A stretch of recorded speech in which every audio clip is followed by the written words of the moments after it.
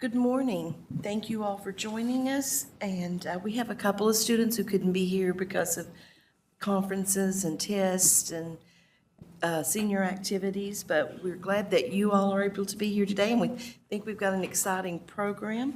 And with that, I'm going to turn it over to Commissioner Fletcher, who's going to welcome you and bring you up to speed on what we're going to be doing today. Commissioner? Thank you so much, Rosalind. And as far as our agenda for today, let me pull it up here real quickly. We do start off, we'll have, of course, Rosalind will do some roll call. We'll have an announcements. We also will have Patrick and Rosalind will talk about the DC trip that was taken here recently with the United States Senate Youth Program. Very excited to hear about that. And of course, one of my favorite parts of the agenda will be our Mindful Minute. It may be the only time I get to actually sit in the office and actually relax a little bit, so it's a lot of fun. We talked a little bit also, too, about House Bill 257. This was the Kentucky United We Learn, the new accountability bill. For some of you, your testing will be a little bit shorter next year, so there was some cut in state testing, which we're happy for. But we'll talk more about that. And actually, just to emphasize that this group had a lot of input and a lot of review when it comes to House Bill 257 and what the new accountability model looks like. We also have a presentation from the Kentucky Teacher of the Year, Ms. Michelle Gross, who was a finalist for National Teacher of the Year. I think she was in the final three, Rosalind, if I'm correct. I think it's our first time we've had a teacher here in Kentucky to make it to the final three in the Kentucky Teacher of the Year. I was voting for her to be Teacher of the Year, National Teacher of the Year, but I didn't have as much pull as I'd hoped.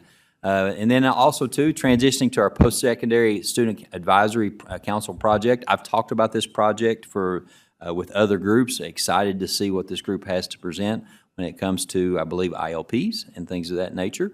And then we'll talk a little bit about our next meeting and adjournment. I do believe that after we're finished, we'll also have lunch and then also some certificates.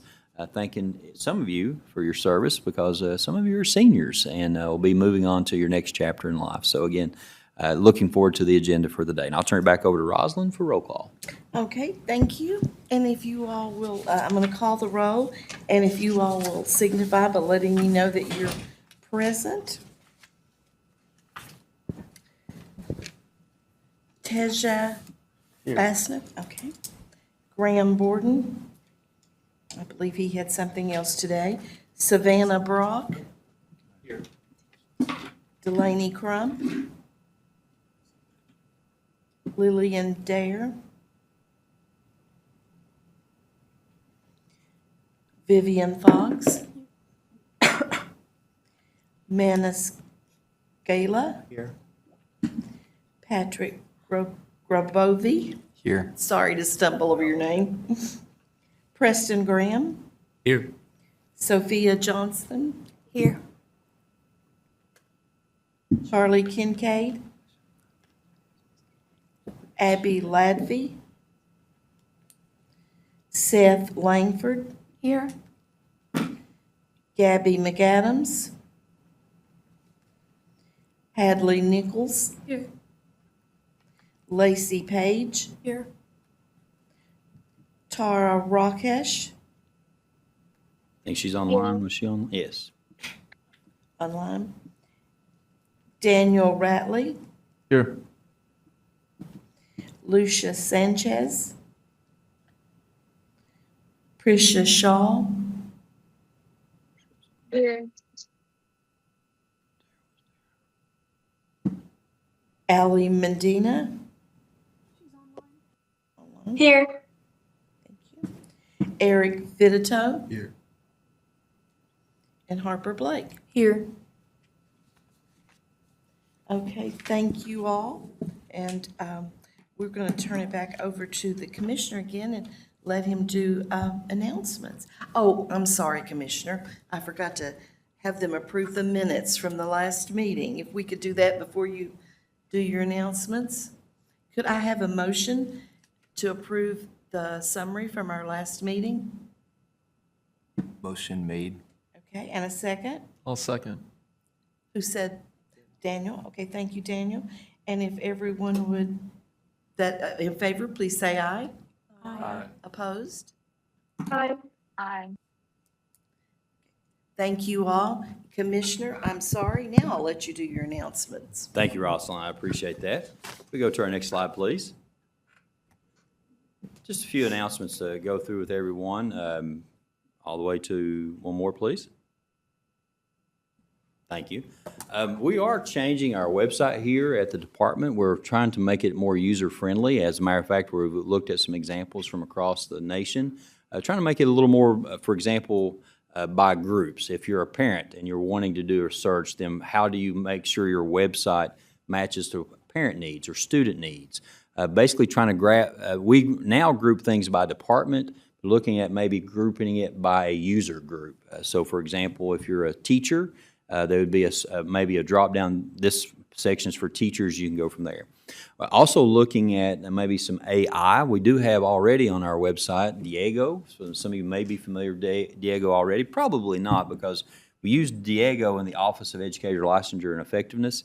He is an AI bot, if you will, that answers a lot of questions. We have a lot, I don't have the statistics in front of me, but we have several hundreds of thousands of hits using our new bot as far as teacher certifications. So if a teacher has a question on how to be certified or maybe what degree is required, they often use Diego. And we're out, I've kind of joked with people that we're out looking for Diego's cousin possibly to run the rest of the website. So it's a lot of fun. But we do have a survey that we put out, and you do see a copy or a link here to the survey. It does have questions about the ease of navigation, findability, menus, and content.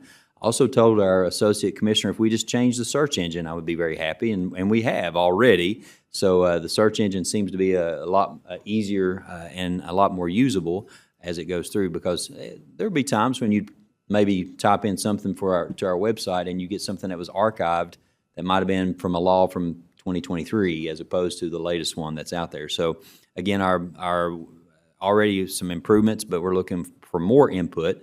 And that survey will remain open until May 14th. Next slide, please.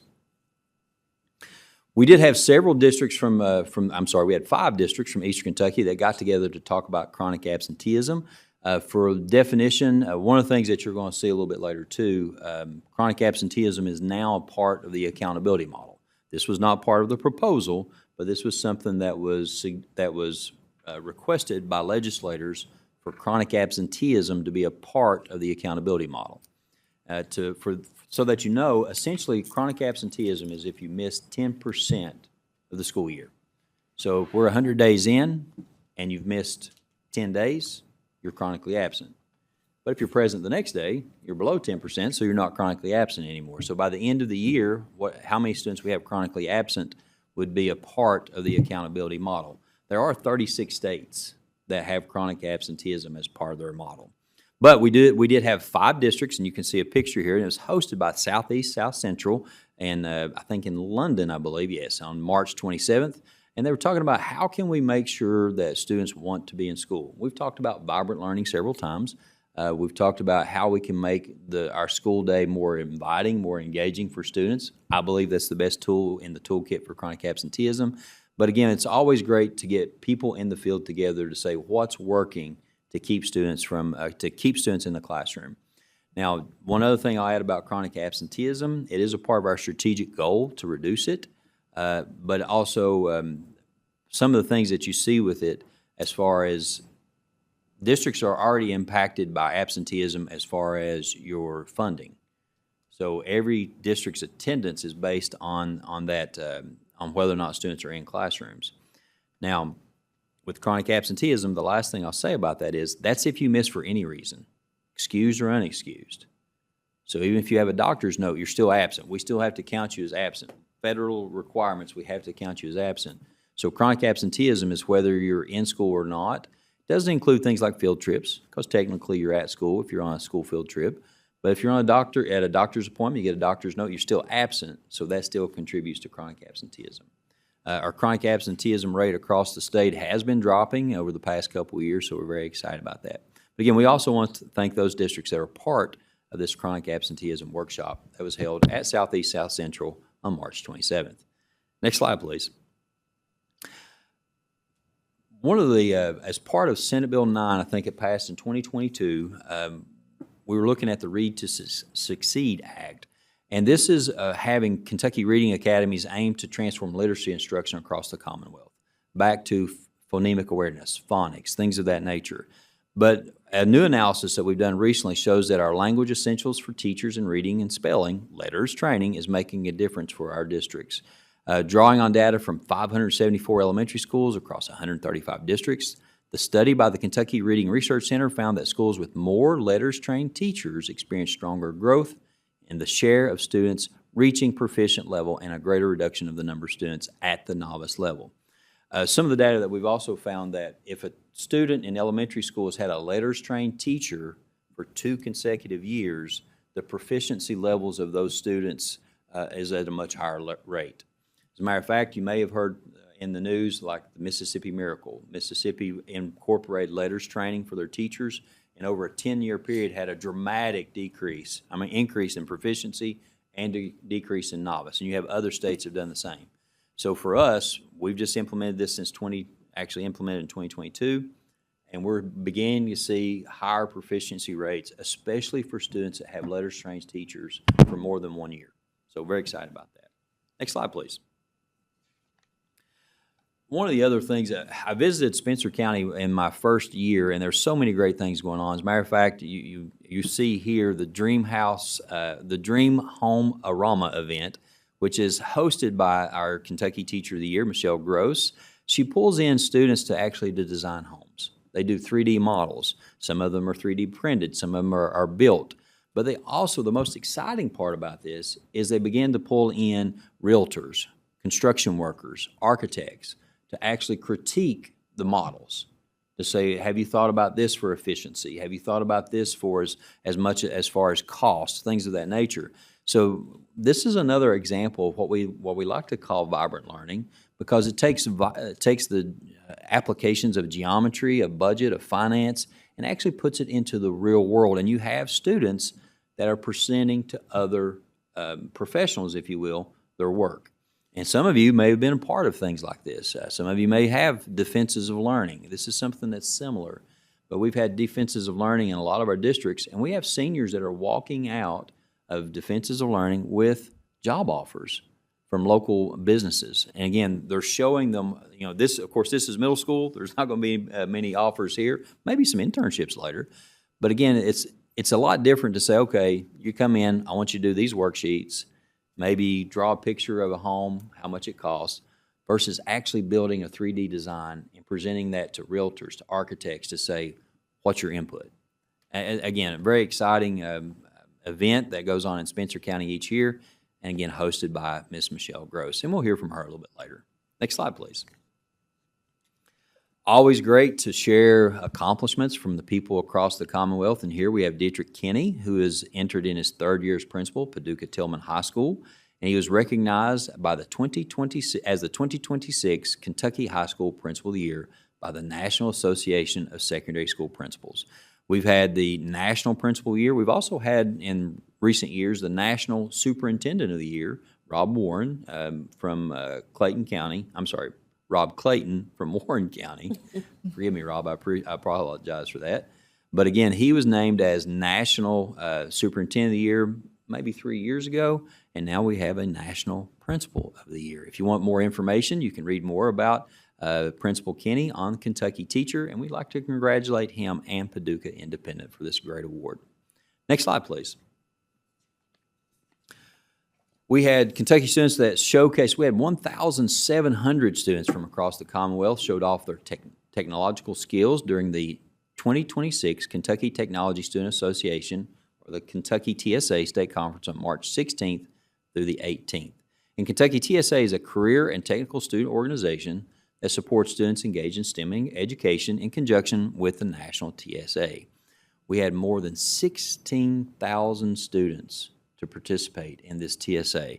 Now, we also had the STLP competition, which is similar, that happened this past week, and we also have the Morgan County. Morgan County was the statewide champion, I think, in the technical aspect of one of the projects. So, again, we have so many great competitions going on as far as technology across the Commonwealth.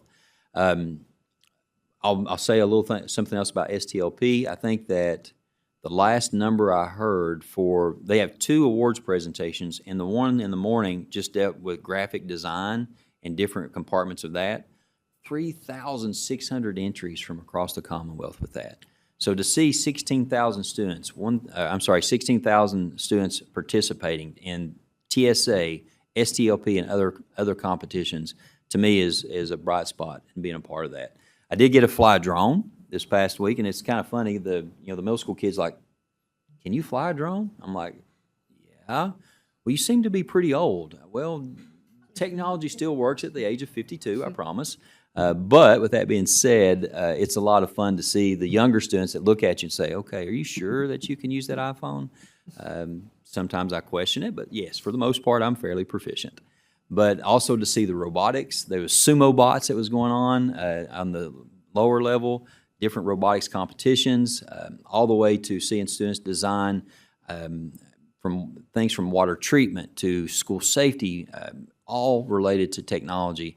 And that's just touching the iceberg, the tip of the iceberg, if you will, for all the things that are going on as it relates to technology across the Commonwealth. Next slide, please.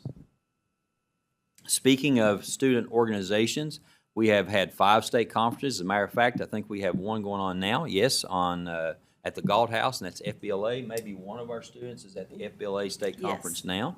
But we've had over 8,560 students to participate so far. That doesn't include the last 2 conferences. 200-plus business and industry partners engaged. Again, when we talk about the pillars within the department, we want to have vibrant learning, we want to have innovation, and we want to have collaboration. And some of these opportunities can only happen as long as we have collaboration with our partners. Matter of fact, Lacey, last year I visited Christian County, and we had a young man that was working with one of the local groups, a local business, and he was repairing drones. He had people from all over the world calling a high school student to repair the drone, or whatever drones they were having issues with. And again, they didn't have a clue that they were talking to a high school student. They just wanted to get their drones repaired. So to have a student that's actually in our buildings, and this is just one of many stories where we have different technology, different student organizations that are giving kids these type of opportunities, but it happens with collaboration. And going back to, we're so thankful for our 200-plus businesses and industries that are just part of our student organization. So thankful for that. Next slide, please. You see some pictures here. We do have our FCCLA State President, Caden Dunn, on the far right from Bowling Green. He's addressing the crowd there at the Galt House in Louisville. And I'm sorry, I don't know the young lady's name in the middle, but she was a part of the HOSA Future Health Professional Student Competition. This was a big group in Lawrence County. I was originally a superintendent before in Lawrence County. HOSA was one of the biggest competitions of the year for our students. And of course, you also have students participating in the kayak engineering competition line at the University of Kentucky. It's fun to see students design their boats and then see how far they can make it with those designs. So again, a lot of great opportunities, a lot of fun, a lot of vibrant learning going on across the Commonwealth. Next slide, please. We did have, very blessed to be a part of 2 award ceremonies this year, and that was 2 last year. But we did have 2 of our classified employees that received the KESSP, the Kentucky Education Support Staff Professional Award, and this was on February 27th in a surprise ceremony. The first one, we do try to, we make it a big secret. When we go into a district, the employees don't have a clue of why we're there. We'll go in and talk about, we'll celebrate the district, we'll celebrate things going on in the school, and then we'll get into why we're really there. As a matter of fact, when we went to, let's see, I think it was Spencer County, Kayla Marshall, they were getting ready to play in the district championship. She thought it was a pep rally for the girls basketball team. They were getting ready to play Anderson County in the championship. And then we went through and started talking about the award, and then her family came out. And she won this award for all the things that she does, and she works with students. But it was amazing to hear her story, and she really talked about what a blessing and what the glory to God, in her words, for being able to work with students. So again, it was very, very impressive. But also, too, don't want to pass Vanessa Lyons. She was actually sent on to be a part of the national award, and again, another national finalist from Kentucky. Vanessa Lyons is a reading intervention educator, and she's there in Taylor County. So two award winners from across the Commonwealth, Vanessa Lyons and Kayla Marshall. And just a little bit of background, you can see there on the slide, KESSP was actually created in 2020 by Governor Beshear and Lieutenant Governor Coleman to recognize over 46,000 classified school employees. And when you think of classified employees, that could be everything from ladies in the cafeteria, people who drive a school bus, could be an interventionist, it could be an instructional coach, it could be a secretary. There's a lot of different folks across the Commonwealth that make our schools run. And again, we can't overemphasize enough that the importance of our classified employees. Because for so many of our students, and I was one of those, the very first person I saw from a school system in the morning was my bus driver. And then the last person I saw at the end of the day from my school system was the bus driver. And I could tell you several stories about being the last person that got off the bus at the end of the day, and the stories with my bus driver and how she was always interested in what I was doing, Miss Jean Small. Again, another award winner we'd like to recognize, and that's the Rockcastle County teacher from Mr. Peyton Pugh, who received the National Educator of the Year Award from the National Wild Turkey Federation. He stresses the value of teaching concepts that students can use in everyday life and how it may affect them by incorporating practical examples. Along with teaching, Mr. Pugh leads the Hunting and Fishing Club at Rockcastle County, which typically brings in about 90 students during their monthly club day. Again, 90 different students. Anytime that we have educators that are recognized, we want to make sure we recognize them here also too. So congratulations to Mr. Peyton Pugh at Rockcastle County. Next slide, please. And that's all my updates. I'll pause there for a second. Just a reminder, I will be talking about House Bill 257. But is there any other questions about maybe one of the slides or anything else that's going on in the Commonwealth you'd like to ask the Commissioner before we get started? You guys are much easier than the elementary students. Test 1, 2, is that working? Yeah. The elementary students will ask for everything from extra recess to, it's a lot of fun when you go to an elementary school. When they find out you're the Commissioner, the first question is, can you give us extra recess? Yes, I can. So it's a lot of fun. Since there's no questions, I'll turn it back over to Rosalind and Patrick to talk about the U.S. Senate Youth Program Washington Week. Now, Thank are you, the other Commissioner. microphones working okay? Good, okay. Thank you, Commissioner. I'm just going to talk for a minute, and then we're going to let Patrick take over. But it's Patrick, who's a senior at North Oldham High School, and Ethan Morgan, a senior at Marshall County High School, joined Senator McConnell and Senator Paul on March the 7th through the 14th in representing Kentucky during the 64th Annual U.S. Senate Youth Program. It's Washington Week. This year's delegates learned in a surprise announcement that the $10,000 scholarship that's given each year to the delegates was increased to $12,500. So I know they were very pleased with that. For those of you who might be interested, the 65th Annual Senate Youth Program Washington Week will be March 6th through the 13th, 2027. You are required to attend if you apply and are selected as the Senate Youth. The applications will be opening in August, around August the 3rd, and the closing will be in September, and you can get details will be posted on the Kentucky Department of Education's Senate Youth Program page. So if you are a junior this year and want to apply, please check that out because it's a great scholarship. And Patrick is going to tell you more about why you should get involved. Yes. So first off, I'll give you a brief overview of kind of what the Senate Youth Program is. It's a cooperation between the United States Senate and the Hearst Foundation. And that's the William Randolph Hearst Foundation.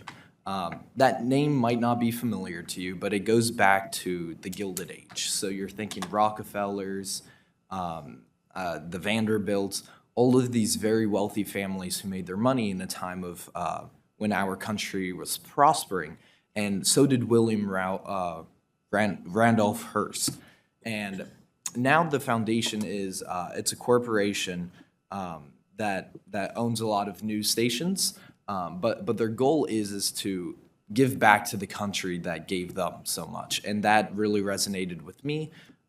because I think that's what I wrote one of my essays on. The fact that, America and Kentucky has given so much to me and my family that I would like the opportunity to give back to it. And so the scholarship selection, I'll go through that first.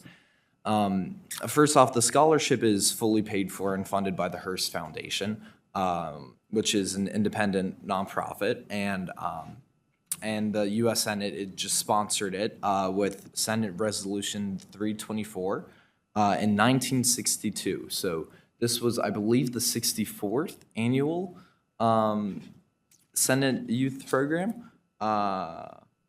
Yes, the 64th annual one. So just to put into perspective, that's 64 years of two people from each state being selected, and also from also DOEA schools, which is Department of War educational activity schools. So people across the entire world coming together, and so this is a well-established program that I'll go through the activities in a bit. But the selection process is just a couple essays, I believe. At least this was in my case. I don't know what it's going to be in the future. And basically, I mean, I don't want to say it's trying to measure, but it's trying to kind of understand your passions and understand your commitment to not only the country but to the state as well. And so I really recommend that you all apply. If anybody here has any questions, feel free to reach out to me. If anybody online is watching this, you can reach out on LinkedIn. My email is there. But the actual week started off with all of us, 104 students across the world, coming into Washington, D.C. And as you can see there's a lot of that man in the gray suit in the bottom left photo. That's Ethan Morgan. He was my co-delegate, and he's from around the Paducah area. Very cool guy. He wants to be a future journalist. And everybody else in this photo, they also want to serve the country in some form of way. Andy Zhang, he was one of my roommates. He wants to be a doctor in the future. Ayub Farah, he wants to go back to South Africa and increase ties between the United States and South Africa. Michael Carbone, he was from Germany. He goes to school in Germany. His father is part of the military there, and he also wants to serve in the military. And so it's such a wide variety of people with a lot of different perspectives, I'll say that. And since this is a political nerd camp, basically, there were a lot of different political views. So if anybody knows my personal political views, they might be very different from somebody, say, who's in California or somebody who's from Florida. And so when we first came in, there was a webinar about how to talk to one another and civility. And I thought that was really important because it set up the foundation of making sure that this entire week was constructive. Because a lot of times we see in the media, we see people divided over these policy issues, people not talking to one another. But when you kind of take a step back and realize the person across from me is a person, and they grew up in their circumstances, I grew up in my circumstances. Our views might be different, but at the end of the day, we are people, and we are here for one purpose: to make our country better, and to work towards making, hopefully, public service. And so it was a great way to start off the week. And then from then on, I think I got about 5 hours of sleep on average. And that was from the jam-packed activities. So anywhere from going to the Supreme Court, hearing from a Supreme Court justice, which was very interesting. A lot of future lawyers are in that room. And so it was a very interesting experience, kind of just being able to hear from these people that you see on the news in person, and kind of also understanding, like, our country is fine. We are doing great. Like, maybe the things that we see on the news all the time about what's bad isn't necessarily so true, and kind of being able to pull that all together to form a consensus on what we need to work on in the future, and kind of what this group of future like leaders hopefully can do. And so from there on, we had a lot of activities, a lot of meals. They had a big buffet, which I was a big fan of, and so were all of my fellow male candidates there. And I would say kind of the highlight, at least of my trip, was being able to ask General Dan Kane. He's the chairman of the Joint Chief of Staffs of the military. Being able to ask him a question.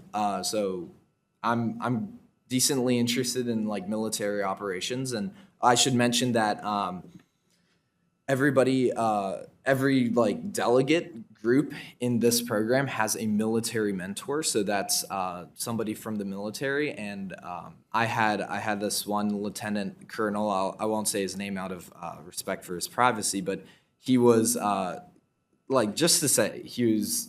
Can I cuss? Let's give it initials. How about that? He was he was He's a pretty bad cool. man? Yeah, oh yeah, he was a bad man. No, he was a very good man, but he was very cool. I'm talking about in a positive context. Yeah. And so he like kind of this mentored group that they pulled together, and they kind of teach you like the values that all leaders should have, and the military does it very well. They try to recruit us, which it almost worked, but no, Mom, I did not sign up for the military. But these groups are incredible. You're working towards a bigger purpose. I'll just say this: one of my roommates and I, complete opposite political views. We came in the first day and we started talking about the Iran war, what's happening around the world, different political systems, like different economic systems, and any issue you would pick, we disagreed on. Complete opposite sides. That guy was my best friend the entire week. And so I know I'm focusing a lot on the people side of it, but that's what I want to emphasize, that the people kind of, yes, meeting all of these great leaders was wonderful, and I'm very grateful to all of them for meeting with us. But kind of just being around like a fellow political nerd who's willing to sit down and have a conversation because we know our end goal is the same. It was wonderful, and so I highly recommend that all of you apply, and that if chosen, you do attend. If anybody has any questions, I'm happy to answer. I don't know if I'm under time or anything, Rosalind. You're fine. Let's ask a few questions. Anybody have any questions for him? Then I'll start. Do you keep in contact with anyone that you met there? Yeah, so a lot of the kids there are going to, great colleges, like the best you could think of. But I'm not sure where I'll head to yet. But all of them helping with making that college decision. Still talking about political issues, policy issues. One of the guys from Minnesota. And also Virginia, we were talking about different like legislations that were passing in their home state, and I got to like read up on it and learn a little bit about it, which is really interesting, just because you get the perspective of so many different states, and kind of what I was really honored to be able to do is now bring that home back to Kentucky. So now I can see, maybe legislation in our state that I initially thought was I had some opinions on it. I can see it from other people's point of view, and therefore I can better understand the implications on our state, on our Commonwealth, and its people. My last question, then I'll open it up to others. If you went back next week and you could only do one thing of what you did here, other than the buffet, what would be the one thing that you would like to do again, that you had to do, whether it be visiting or whether it be with the program? What would be the one thing you'd have to do again? Yeah, so you do visit a lot of national monuments. I should have said that. You visit the United States Capitol. You get to meet all of these great officials, and you go to just about any place you could think of. Mount Vernon, Arlington Memorial, I think the one thing that I would redo though was stay in my hotel room. And I'll tell you why.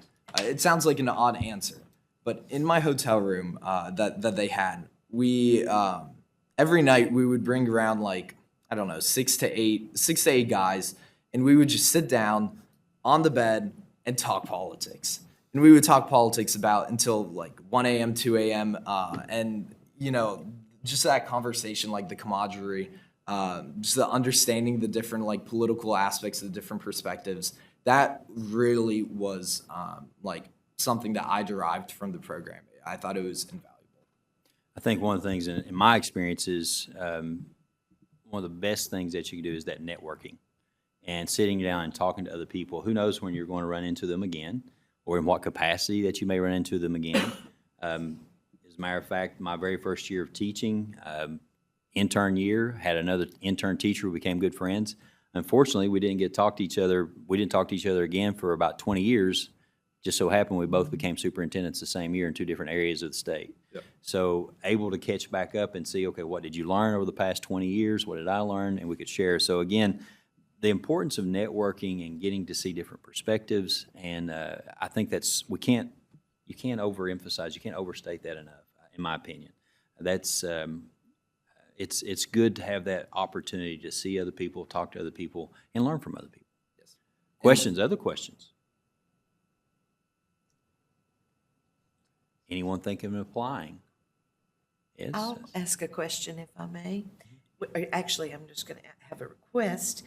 For some of the members in here, and I said juniors before, but if you're a current sophomore, you can also apply. Do you have any advice you could give them about the application process and the interview process? Of course, the application process is very important to get to the interview process, but can you give them any advice, any tips that you learned while you were going through it? Of course. First off, I'd like to thank Dr. Turner over there. Dr. Tucker. I'm sorry. Oh my gosh. This is the second time. Funny story. I walk into the interview room the day after our first in-person Kentucky CSAC meeting, and Dr. Tucker was there. And as you can tell, I'm terrible with names. And I recognized his face right away. And he recognized me. And he was like, "Patrick, great to see you." And I was like, "Doctor, great to see you as well." And I forgot Dr. Tucker's name, but I'm very grateful to him and to all of the other interviewers and people that gave me. It was truly an honor, and I hope I can repay the Commonwealth in my future endeavors. But for the application process itself, I'll say something that's gonna sound a little cringy. Stay true to yourself. No matter what you think the reader wants to read, if you show your true passion and what you truly believe in, then I think people will understand that and respect it, and give you opportunities based off of that. And when you stay true to yourself, you know that you give it your all. So whether I was selected or not, I was very happy with the entire application process because I knew that I poured my heart into those essays, that they were true to myself, and that at the end of the day, it's God's will. So staying true to yourself was my biggest piece of advice. Now, strategy-wise, I would recommend obviously knowing that you are applying to through the Department of Education. The Kentucky Department of Education. This is not a national level selection process, so you are applying through Kentucky. I think it would make sense to talk a little bit about Kentucky. For most of that comes easy because our passions lie here. Past that for the interview process, again, stay true to yourself. I remember the very last question was, if you could do anything in the world, what could you do? And I was like, like in the moment I was thinking to myself, well, should I say something like related to education? Should I say something national politics wise? And at the end of the day, I picked the most personal issue to me. And so just being able to express that, again, giving it my all, really made me happy throughout the entire process. And I was happy that the committee saw that as well. There is a political test of sorts. So knowing your figures, if you're a nerd like me, that comes easy just because you're reading the news every day of who's doing this, who's doing that. There's a lot of that these days, and so downloading like the Wall Street Journal, Politico, The Hill, and keeping up with the news is a great way to do that. Maybe studying up on some history as well. When the Constitution was written, who signed it, et cetera, et cetera. First, Secretary of Labor. Those are some of the things that popped in my head. I think Patrick has given everyone a great piece of advice. If you're true to yourself, then the interview ought to be easy. Yeah. You don't have to put on a show. And always go into an interview just being yourself, because if you're not, you may get a job that you won't be happy with because they hired someone else. Your name might be on the contract, but if you put on a show, they hired someone else and you won't be happy. So it's better to be yourself and let them see. And also keep in mind, when you go into an interview, you're also interviewing the committee. You want them to see not only that they're interviewing you, but you're also interviewing them. I want to know if the committee is a good fit for me. So you go into that, any type of interview with that type of confidence, with that, again, as Commissioner of Education, I was in several interviews, but I also wanted to go in to say I was interviewing the committee to make sure that we had the same beliefs. I don't want to be commissioner just because I'm someone else. I want to be commissioner because we align. And I think that's so important when you go into interviews, that yes, you may be the one that's considered to be the interviewee, but always consider the committee that you're with. You are interviewing them also. So it's always great to have questions ready for that committee also as you go out. So, great. If you don't have the confidence, that's okay. I was shaking before the interview, and I think I was shaking throughout it. But great pieces of advice. Thank you, Patrick. Does anyone else have questions for Patrick? No questions, but I'm his hype man. So can we get a quick round of applause for Patrick? Thank you all again very much. Thank you. Okay, we will move right along then, and we're going to have Dr. Tucker is going to lead us in a mindful minute.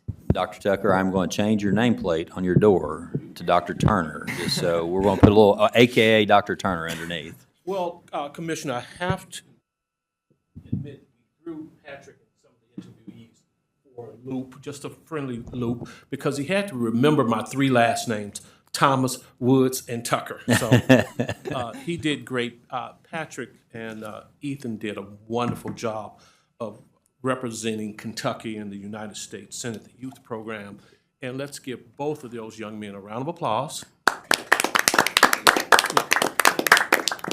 And we want to encourage our students, returning students, please apply for the program. Not just for the, $12,500. I just learned that today, that the money has been up to $12,500, but also an opportunity to not only represent Kentucky, but to represent our country. So please do apply. You can reach out to Mrs. Turner Rosalind, and she'll get you the information you need. And who knows, you may or may not see me on the interview committee.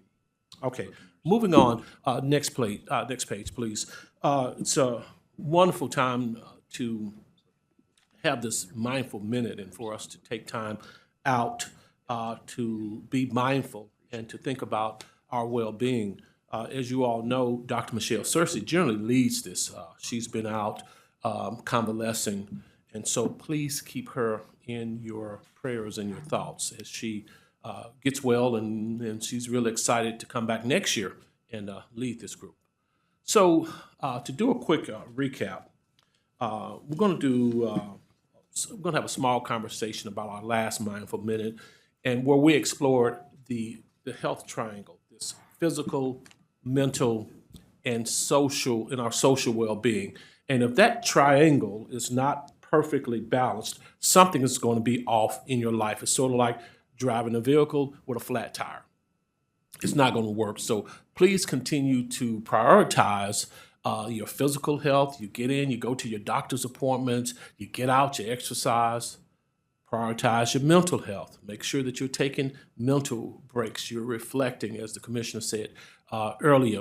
And social. I cannot overly emphasize the importance of your social well-being. Make sure you have that connection of people that you can lean on. Again, the commissioner said, are you keeping in touch with some of those folks, Patrick? And he is. That's great.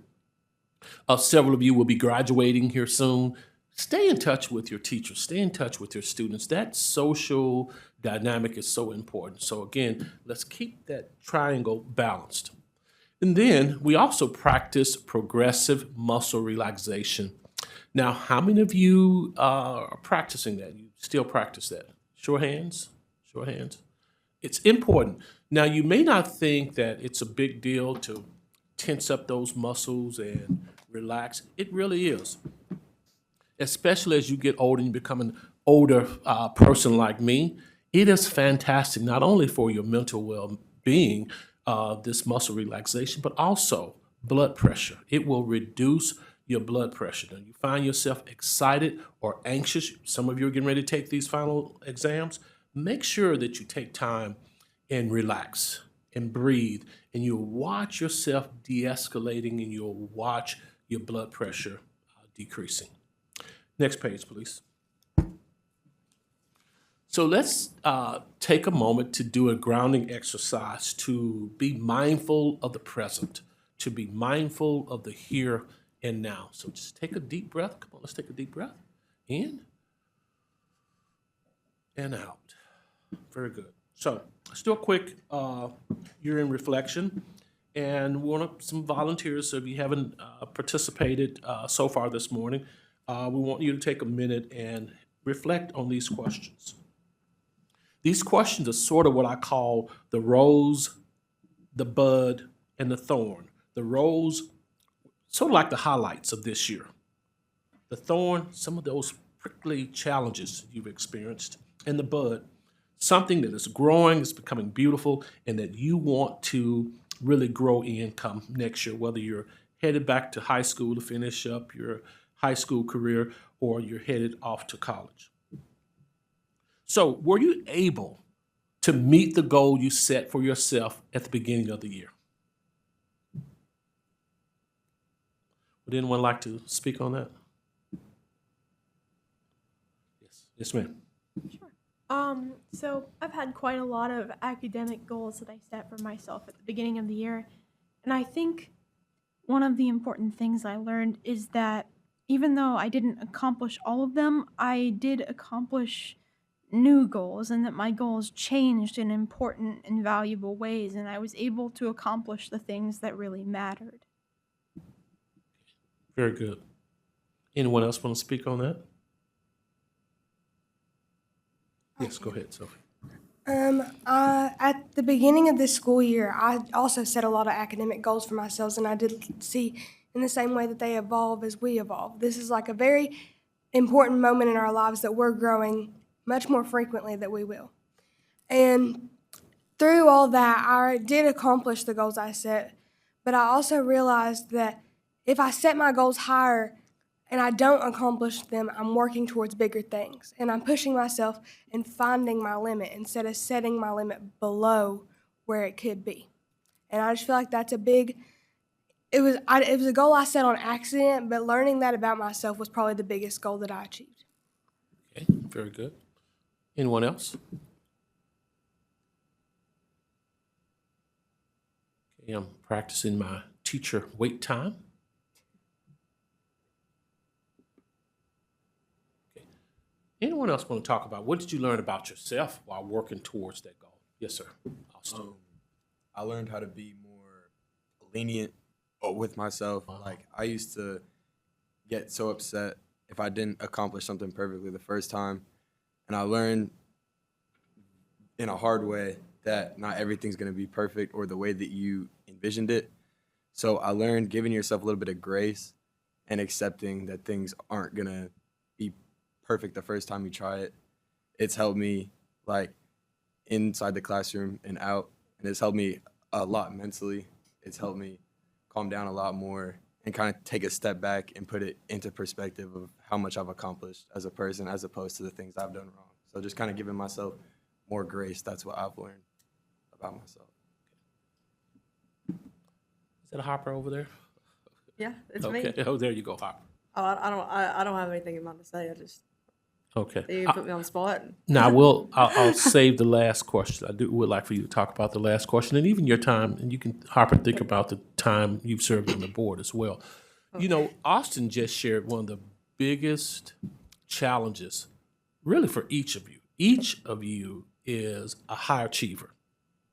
If you stop and think about it, Preston, I know you do the best as a student, as an athlete, and we hate to fail. And that's one of the biggest things I had to deal with. How do you give yourself grace, as Austin said? How do you handle failure? And believe me, you're going at some point, you're not going to achieve, or you're going to fail at something. And the big question is not so much about failing. What are you going to do to get back up? What are you going to do? Big thing, big. Austin, thank you. I mean, the key is grace. All right. So let's move. I'll add one, if it's Yes, okay, sir. Dr. Tucker. You know, I was giving a student some advice. They were going on a path trying to achieve a certain goal, and they weren't getting to where they needed to be. And I said, listen, you deserve a reset. There's times that you just deserve a reset. Okay, if this wasn't intended as part of the big picture for your goal, then what's your reset? Maybe there's another pathway that you need to look into. And it's kind of funny, though, as you go through the legislative session, I actually had someone who look back at me and say, are you following your own advice? Okay, maybe that bill is not going to pass that you feel needs to pass. You deserve a reset. So what are some other areas that we can maybe work with to help the Commonwealth and things of that nature? So I think sometimes we looking around the table, we have everyone's a high achiever. Otherwise, you wouldn't be at this table. And sometimes you don't give yourself. I really love the idea of giving yourself some grace. You know, sometimes a pathway may change. It may not be what you envision to happen. I promise you, I never thought about ever being commissioner. But sometimes doors open. And taking that and, you know, having that opportunity to give yourself, okay, this pathway may not be working out. What's another door that's open? And why is that door opening? You know, I believe in, and I'm very strong in my faith. I believe that when one door closes, the Lord will open another door, if that's the path that you'd have. Either way, whatever your faith is, whether you have religious faith or whatever, or not, give yourself that idea of, I deserve a reset sometimes. I deserve a reset because I've worked so hard. I've got to this point. There's been so many accomplishments I've been blessed with. Sometimes we all need a reset, and give yourself that grace to have that reset and go in a different path. Maybe you didn't get into the school that you wanted. There's a reason why you didn't get in that school. This is the school I want to go to, and make the most of the opportunity. So again, I wanted to play baseball in college. I did get the opportunity, but it would have cost me a lot of money. My family couldn't afford it. Morehead State gave me a full ride. I went to Morehead State instead. I didn't get to play college baseball, but looking back on it, it was a blessing. At the time, I was very disappointed because I thought, you know, I wanted to play college baseball so badly. So at that point, I gave myself a reset, followed my passion of wanting to teach, and I always wanted to teach, but again, having that opportunity to say that this door is closed and there's a reason for it, why did this door open, and give yourself that opportunity. So along with what Austin was saying, I think we need to make sure we give ourselves grace at times. I'll say one thing that I've learned from being on the board and growing through my goals is just that I've become a lot more comfortable with public speaking. I know at the beginning of my term on the board, it was really nerve-wracking for me, not just because I was public speaking, but because I was speaking to people that were so accomplished, like the Commissioner of Education, like Dr. Lee Todd, the former president of the University of Kentucky. Like it's the people that I was speaking to that really made me nervous. And I think through this past year, I've become more comfortable with feeling like I deserve a seat at the table and that my input is valued. And Harper, you can see that in you as we go through. I mean, in our last board meeting, you spoke up on different points. So again, echo everything Harper said. You're at the table, you have a voice. Use it. Yeah. Okay. And that was a great plug for you and your classmates back in your home districts to apply for that student seat on the board, and you get to work directly with Commissioner Fletcher. So let's hear from a couple people about what has this experience been for you, being part of the commission. I mean, you're right here, the lead learner, the number one learner in the state, Commissioner Fletcher. You're working directly with the lead learner in the state. So, and being on this council, how has it helped you grow? Yes, sir. Go ahead, Daniel. Especially this, it's my senior year this year, and from the first meeting that we had, I drew inspiration from the Mindful Minute. I really love this opportunity and this time, every single time we meet, just to kind of think where I'm at and where I need to be or where I want to be. And I think by drawing inspiration from that and taking that back to my hometown and attempting to practice mindfulness and continue to do that and recommend that to other people and make sure some of my friends are taking a moment to themselves and understanding what their goals are and how they need to accomplish them by thinking through that.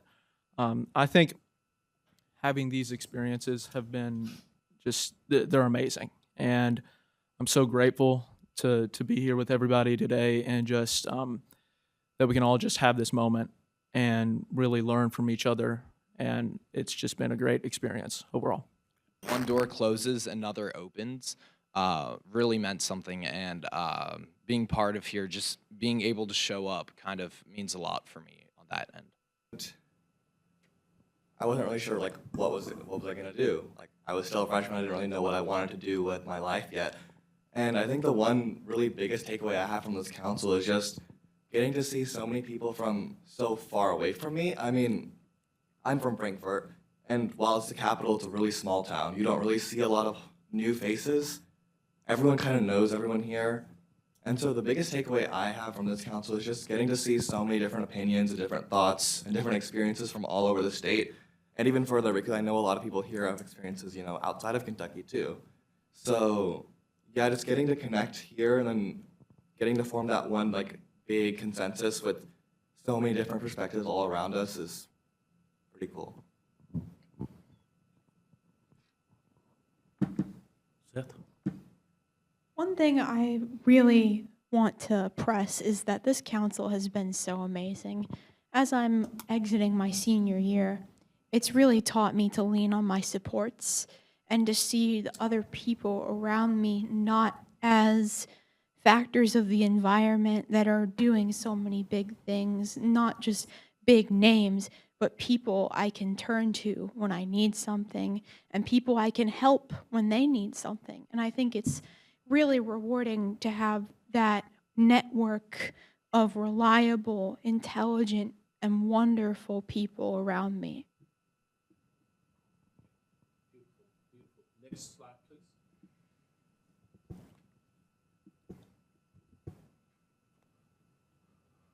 Okay, one thing you would take from this experience is, we'll hear from our folks who are online and a couple folks here as well.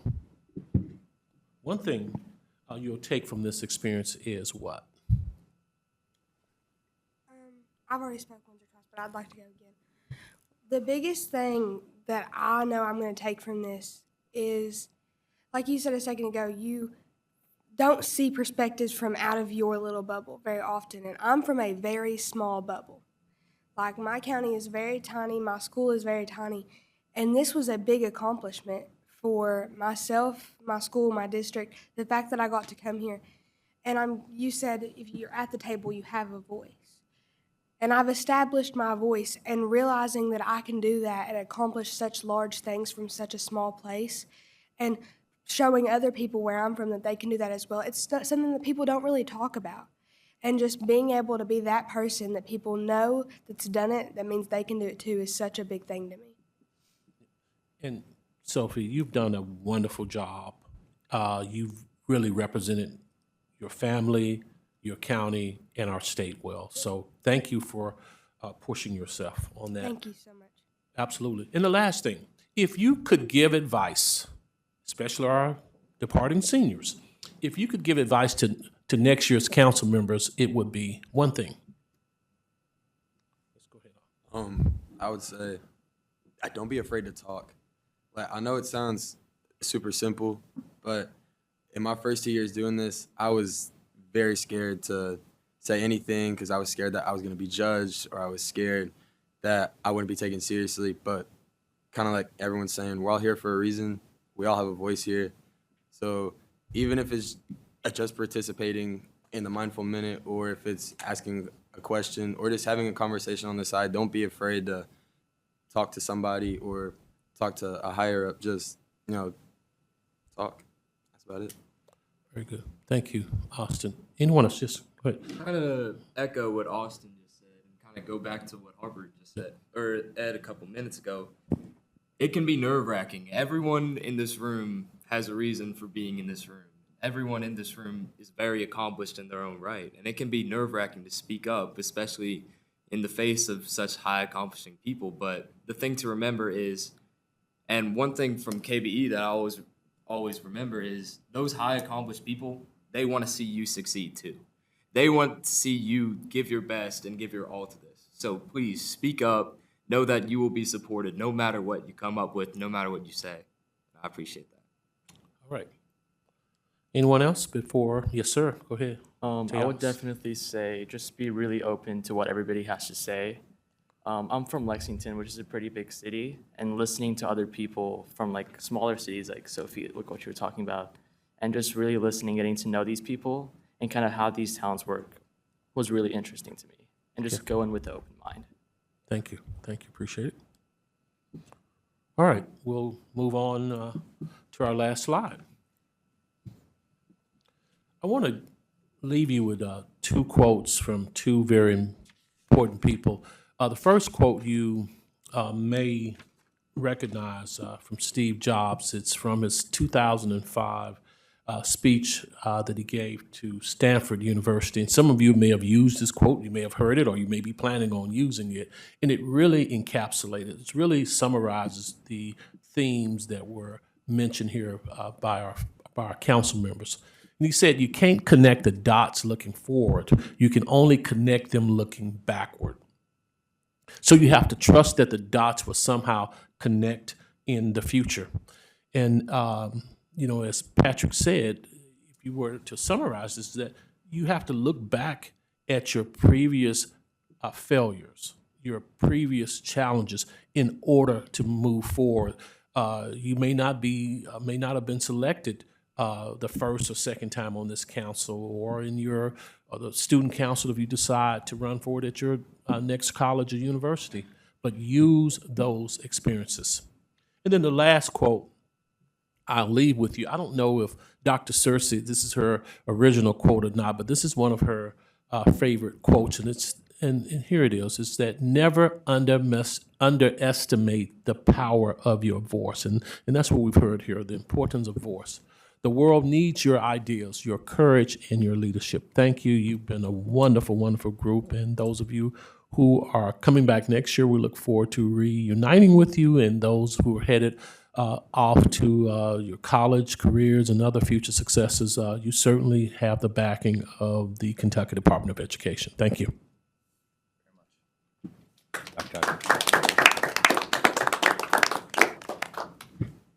Thank you very much. We appreciate it. And now we're going to turn the meeting back over to Commissioner Fletcher, and he's going to talk to us about House Bill 257. I know some of you have already expressed an interest in it, so he's going to walk you through it. One of the things that several of you on this committee, this year and in years past, have been a part of our Kentucky United We Learn Council, have been a part of the work here. And even one of the videos that we did trying to advertise local accountability, we had several members of the Student Advisory Council to be a part of that video also too. This work has been recognized nationally. What you're going to see here is it absolutely the moonshot, as we call it. It's not quite there, but it's a great launch towards that. So again, hopefully you can see things that are familiar to you because you had input when it comes to this framework. To kind of give you a little bit of back door before I start talking about the bill itself, there were several bills that were passed, but as far as this one, you know, the Kentucky United We Learn Council, the Kentucky Board of Education, the Kentucky Department of Education, we put together a framework to take over to be submitted to our legislators. We took everything that was originally talked about, and you take it to the and many of you have seen the legislative process, but how this goes through is I start off by I met with every single member of the Senate Education Committee meeting, Education Committee, met with House leadership, Speaker Osborne, also met with several individually as in the House Education Committee. We did a presentation in front of the Joint Education Committee between the House and the Senate, and then it comes down to who's going to be the bill sponsor. Representative Payne out of Henderson County he is also an assistant principal, winds up being the bill sponsor, but then we have to get to a point of where's the negotiation, where's the compromise. You know, I mentioned a little bit earlier, chronic absenteeism was added in there. That was something that our legislators felt strongly about. We started off with a 2.5-hour meeting, came back, went back again for another 2.5-hour meeting, and then we finally agreed on a bill proposal. Once the bill proposal was in, it went to the House Education Committee, it was approved, went to the House floor, it was approved, I think 95-1, and then it went over to the Senate. The Senate had some suggestions that they wanted to add to that, which means that after it passes the Senate floor, it's got to go back to the House for concurrence. Well, the House doesn't concur. So then it goes to conference committee. They can't agree in conference committee, then it goes to free conference. When it goes into free conference, it's basically whatever comes out of that committee, if everybody can agree, then that's the new bill. So if you look at all the process just to get one bill through, it's a lot of heavy lift. I mean, the heaviest lift was all the town halls with working with people to come up with a proposal, but that's just part of the work. Now you have to get it through the legislature. So we did arrive at House Bill 257. I believe it is a very good bill. I think it's a great start, and there's some things in here I hope that you can recognize that you had input on. But essentially, if you look at the model framework, it has two parts. You have a federal piece, a state accountability piece that meets federal guidelines. There's certain guidelines, certain buckets, certain requirements that you have to meet from the federal aspect. But then also, too, there's the local accountability piece. And as you can see, one of the things that early on that our legislators did not like the phrase local accountability, because when you think of accountability, they think of comparability. So we're not looking at how we compare districts. We're looking at how we support each other. We're not looking at a rank order with local accountability. So they recommended that we change it to local indicators of quality, and you'll see a little bit more about that in a second. But you have the state accountability piece, so there's two parallel portions. The state accountability that you have to be able, from a federal aspect, to designate the bottom 5% of schools, which means we have to rank them. And you want that to be as objective as possible. So as you go through, think of that part as being the formula. The state tests, transition readiness, graduation rates, things of that nature, that goes together to make the formula to get you the index that ranks those schools in order from the very top to the bottom 5%. So you have to have that. That's a federal requirement, and we still have that section. Then you also have the local accountability piece. Also think of the state accountability indicators as that state testing, KSA. It's what you took in third, fourth, fifth grade, reading and mathematics, and then also in your science in 7th, 4th, and 11th grades. And then social studies and different grade levels. And you have your all those state tests that you think about, on-demand writing, editing mechanics, and things of that nature. So again, as we go through, think about two parallel pieces that go together for one framework altogether. I want to emphasize the local accountability piece doesn't have a piece in the formula. There's not a number assigned to it. It's up to the local district how to handle that. So they're separated. All right, next slide, please. What you're going to see is essentially a spreadsheet. And I'm not going to go through and read all this to you. I'm going to try to hit some high points as we go through. There's the Model Framework 4.0, and that is what was proposed, and then the final bill version's on the right. Now, again, this is not, when you think, but you guys also have I had to be transition ready. Did I meet the college benchmark? So there's some things that your experience, it's not going to look exactly like this, but I'm showing you what the original proposal would be, and then where do we land. One of the things that we wanted, how many of you took the SAT this year? One of the things about the SAT that we liked, now it's not a part of the state accountability model, it's a part of the transition readiness. We liked it because it was an adaptive test. It was a shorter test. It's a different test. So there's a lot of difficulty when you take a new test. Some people felt like the math was more difficult. Some people felt like overall it was a better test. Others like the ACT, and that's okay. But what happened was we went through a bidding process, and SAT won by $350,000 per year. I say that because we wanted to make our math and reading tests adaptive. Now you get a form. Daniel may get one form, but it's going to have similar questions to the questions I have, but it's the same questions as you go through. So if you answer question 1 correctly, then you still get the same question number 2. What we were proposing was an adaptive test. If you get the question 1 correct, then you get a more difficult question for question 2. That's what the SAT is like. And then it really pinpoints your score more quickly, so it'd be a shorter test. But that costs money.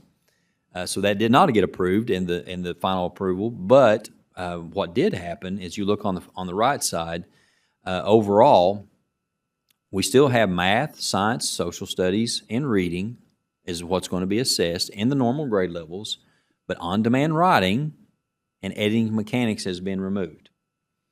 And the reason for that is we feel like a local district can better assess writing than what we can at the state level. How many times when you are going to sit down to do a writing piece for any in real life, it's not going to be an on-demand, here it is. We want to focus on writing that is across the curriculum. So we actually asked for this that you see on the bottom right is for each school to have a site-based policy that really focuses on writing across the curriculum. Not just a social studies writing piece just for the sake of a social studies piece. Well, how do you pull in mathematical concepts, maybe even science concepts? How do you look at, as a district, at having writing across the curriculum and showing growth throughout? And some schools may say this is a portfolio. That's up to them how they want to do that. But again, shifting that on-demand writing or writing in general to the local school, not a part of the state formula for CSI. So your testing window next year will be shorter because on-demand writing has been taken out.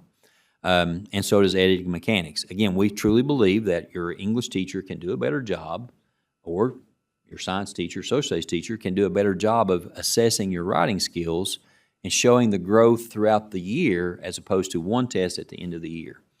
So no adaptive assessment. And something else I wanted to say too, the adaptive assessment, right now you're assessed on grade level standards, but you don't get a grade level equivalency. So what we were hoping to do is, if you're a 4th grade student, you took the reading test, not only would we be able to say that you were proficient in reading, we could also say, you know what, you're reading on the 7th grade reading level. Because let's face it, parents connect with that. People in general say, okay, I may not understand exactly what proficient means, but I do understand if I have a 3rd grade child and they're reading on the 2nd grade reading level, they're behind. And we need to find ways to accelerate and move that child forward. So we were hoping to add a reading and mathematics test that not only gave grade level content, what you're expected to know in the 3rd grade, but we were hoping to be able to do assessment that would say this is also your grade level. As a 5th grader, you took the math test, but you're scoring at the 8th grade level in mathematics. But a more complex test would cost more money, so that didn't go through.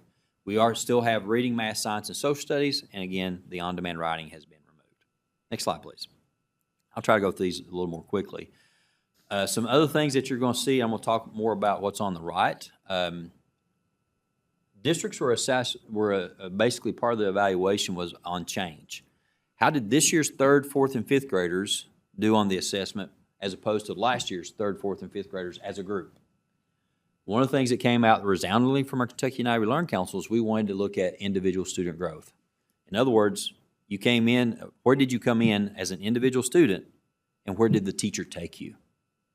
So where were you as a student, and how much growth did you have as an individual student, and how do we make that a part of the accountability model, as opposed to this was the 3rd, 4th, and 5th graders score last year combined, and this is next year's 3rd, 4th, and 5th graders, and then what's that change? So we're going from that change element to looking at individual student growth. That's part of the new model. Transition readiness, graduation rate, English language progress is all still part of the accountability. If you think of the formula again, as I talked about the state accountability, it's still part of the formula. The big change, and this was something that was, even had some, if you go back to some of the Kentucky and Ivy Learn Council meetings, the safety, one of the early ones, the climate and safety survey was one of the things that was kind of, people thought might have been questionable to be a part of the accountability model. Because you're looking at opinion as opposed to how did a student perform. But it did fill a bucket, a requirement from the federal aspect. So when we went in, we were talking with our legislators, one of the biggest arguments was we want chronic absenteeism to be in there because 36 other states have chronic absenteeism, and we feel that that's an important indicator for a school district. If you were to pull up a heat map across the Commonwealth, and when I say think about darker counties having higher issues with chronic absenteeism, you see more issues in rural areas with chronic absenteeism. In the eastern part of the state, as someone who was born and raised in the eastern part of the state, you see a lot of our eastern Kentucky schools that have issues with chronic absenteeism. That's going to hurt their accountability scores. The percentage is going to be set by the board, so it could be, right now the climate and safety survey is worth 4%. I would expect the chronic absenteeism to be along the same lines. Other things that were added in, when you heard me talk a little bit about going over to the Senate wanted to add another measure that in the state accountability piece that essentially measured what percentage of the high school seniors filled out the FAFSA. What percentage of the teachers are nationally board certified? One of the other ones was what percentage of the students in the 8th grade are taking Algebra 1?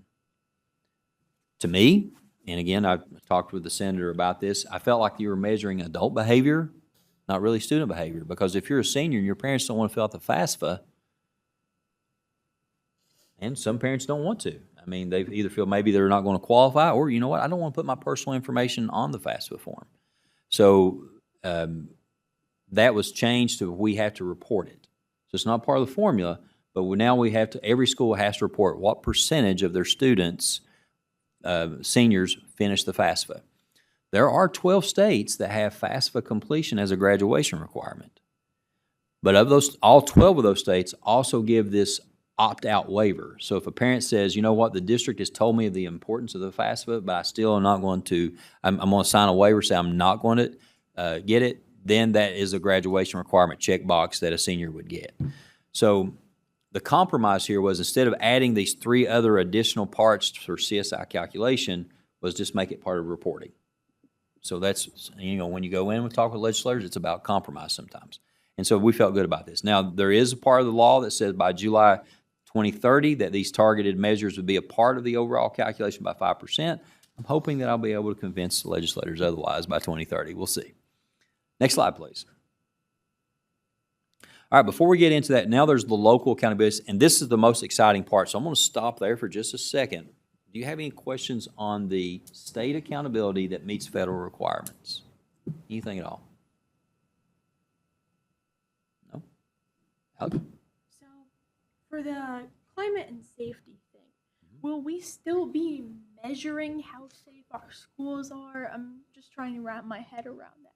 What we're going to do is we're still going to supply that survey for districts, and they can include that as part of their local accountability model, and they can also use that as part of what they do. As far as reporting back to us, since it's not a part of the accountability model, they don't have to report that data to us. There are other measures.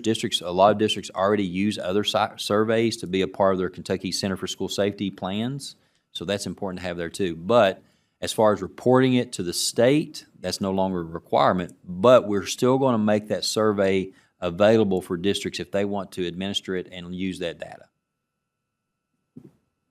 Good question. Others? All right. To me, the most exciting part goes to the local accountability piece. And a part of that local accountability is we want districts to say, okay, what's important for our community members, what's important for our educators, what's important for our students, what's important for our business leaders, what's important for our government officials. When you walk across the stage in Woodford County, Mercer County, Louisville, Lexington, what does that diploma really mean? And so what we're asking districts is to ask their community members to say, what do you expect of us? in some districts. We have probably around 10 districts that have started this local accountability piece, and a lot of those will have different pillars. All of them have different pillars of measurement. Student achievement is always a pillar. They may look at state testing, but they also may look at their iReady, MAP, STAR, other scores to be a part of their student achievement. We have others that do things such as student well-being. Logan County, Kenton County, a few others, I think even Rockcastle County, has what percentage of our students are on a co-curricular or extracurricular team or club. And the reason for that is a great indicator of how successful our students are going to be once they leave us is how involved are they outside the classroom. So we have some districts that their communities ask, we want every one of our students to have the opportunity to either be on JROTC or maybe the swim team, football team, maybe the academic team. Are you involved in a co-curricular, extracurricular event? It could be part of the, maybe the drama production at the end of the year, because that's huge for students. It could be, all that could be a part. It's whatever that local community wants, but that's part of their process. And so if you think about that, if we want every single student to have that type of opportunity, we're going to have to think about, as a local district, how do we change how we fund things? Because you're probably going to have to run more buses. You're probably going to have to change your schedule. There's a lot of decisions that have to be made to make sure students are getting those type of opportunities outside. We also look at things that you have some districts that say, what percentage of our students are getting internships, apprenticeships, job shadowing? What percentage of our students are participating in defenses of learning? So all that goes into that student achievement, student well-being. But you also have some districts that are working on financial transparency. Their community says, how are you spending the money? We want to see a dashboard of exactly how you are spending the money in our district. What percentage goes to salaries? What percentage goes to administration? What percentage goes to teachers? What percentage goes to student supplies? What percentage goes to transportation? And then they set goals of, okay, we want this adjusted. We want less money that goes into maybe, again, however the district see it, maybe less into administrative salaries, but we want more to go into student supports. So they set goals as a community and they put out dashboards to say, this is how we're holding ourselves accountable. That's much different than an index to rank a school. It's about growing trust. It's about giving students the opportunity to be an intern, to have that vibrant learning. We want to change the student experience for you. So when you think about the things that, when you go into your classrooms, you know, there's always, I taught AP Calculus once upon a time. There was a lot of work, a lot of book work that went in with that. But also, too, I tried to find ways that how you can apply that. I wasn't the best AP Calculus teacher because I would have looking back on it and reflecting, I would like to have had more opportunity where I had maybe my students working with engineers, having that connection with the community, but that has to happen with collaboration. So now if you make that part of the accountability model, think about how that changes your experience. Hopefully you're getting a lot of these experiences as I look around the table. Hopefully you've had a lot of these type of experiences, but we don't want that to happen in pockets. We want it to happen everywhere across the Commonwealth, from Paducah to Pikeville, if you will. So again, allowing districts to develop their own local accountability model. Right now that is a may. It's not required. I kind of like that because now you have the districts that really want to be a part of this work that start adding on and trying to add their local accountability models, and then they start working with other districts. One of my favorite slides in the town hall came from Woodford County. They were sharing their profile of a learner, and they were working on a local accountability model, and they were showing all the other districts that they were working with to develop their local accountability model. Rowan County, Logan County, Shelby County, others. Again, to me, this is the most important part, most exciting part, because it's talking about changing the student experience. And when you go into high school and you walk across that stage, what does that diploma mean from your high school? And that's what this is doing. Now, there was also in the bill, there was a one-time financial incentive of $15,000 to help a district, like if you want to have meetings, what the cost of those meetings, maybe even technology for dashboards. It took us another couple of weeks to actually get this added into Senate Bill 197. There is a $2.57 million allocation to help districts with this. That was a little bit of work over those last 2 weeks, and Thomas, Dr. Tucker can And also Karen can attest to that. There's some work to get that money put in. But now we still want that to be grade level quality. You know, if you're a 10th grader and you're in Vibrant Learning Experiences, we don't want that to be a 7th grade experience. We want that to be on the level it should be as a 10th grader. We want districts also to be able to provide disaggregated data. You know, we want every special education student, we want every student that has low power, as from maybe from low socioeconomic backgrounds. We want those students that may be from high socioeconomic backgrounds. We want every single student, no matter what demographic you fall in, we want all students to be a part of that. So one of the requirements is, how do you present that data? You know, it's, if you're a district and you're not providing transportation for some of these things, how many students does that knock out? You know, we ran a bus just for at Lawrence County just for students that were doing job shadowing in the city area around the hospital and other areas, because a lot of our kids didn't drive at that point. So we wanted to make sure every student had those opportunities. Next slide, please. We want them to be able to develop displays. How are you getting data to your community? For example, if you look at Rockcastle County, they have an ebook where they have all the data that their community asked for, and they give a progress report of how they're approaching that data. Shelby County, on the other hand, does more of telling a story. They have a website where they have people giving testimonials about how this local accountability model has changed maybe the amount of people that are coming into a particular job force, and then you can click on a link to see the data. So they tell their story first. So that's a lot different when you think about dashboards and how you're displaying your data. It's let people tell the story first, then let's show the data that supports that story. So Shelby County's pretty innovative in how they're presenting their data. Very exciting about that. Other things that you'll see, we are required to give technical assistance to districts. Well, we want to. We're already doing that.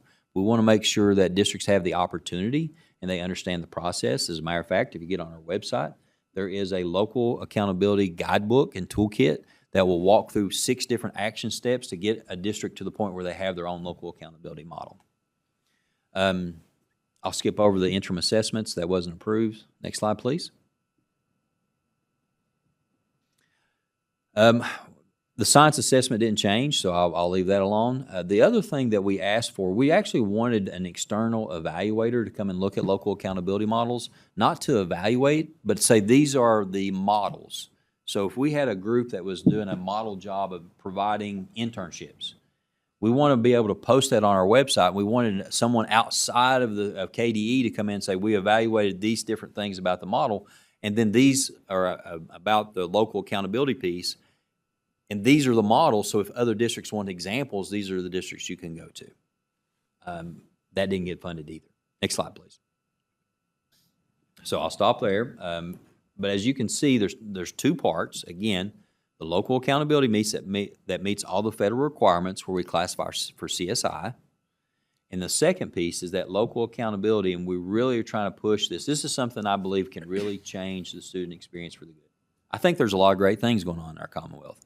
I think AP courses are vibrant learning because that pushes you to your limits. It really does. If it's a great AP exam, a great AP test, or an AP class, you're pushed beyond what you can really handle. You know, and I had AP courses, and I had some that really didn't prepare me for that AP exam. But I had others that were like, man, the AP exam is going to be this difficult. It's going to be a full day. So the goal when I taught AP courses was I wanted the kids to walk into that AP exam and say, you know what, that's not that bad. Nothing on there was anything I didn't expect. So I think even AP courses can be a level of vibrant learning because it's what you're interested in. If you're not interested in it, then it's not vibrant learning. At the end of the day, we want you to have student agency. We want you to have student voice. We want you to be a part of that. How are we assessed, and why is this meaningful? For example, if you have a passion project that you're working on in engineering and you're able to display that to the local community and get input from community members to say how you can improve that, how is that different than say, oh, Dr. Fletcher gave me an A on my AP exam?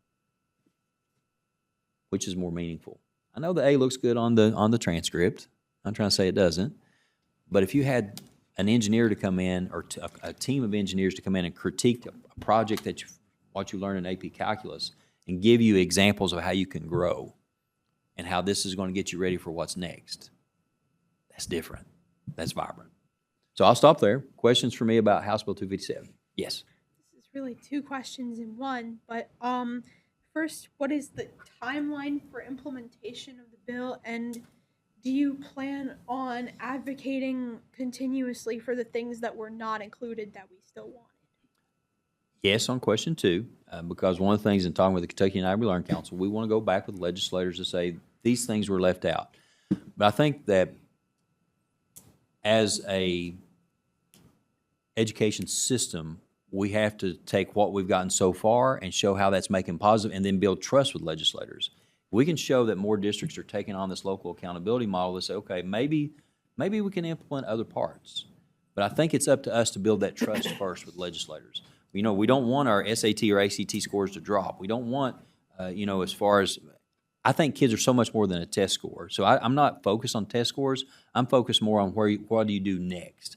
But we have to be able to keep trust with our legislators. So if we're implementing these local accountability models that make a difference in a community, and I'll use Shelby County as an example.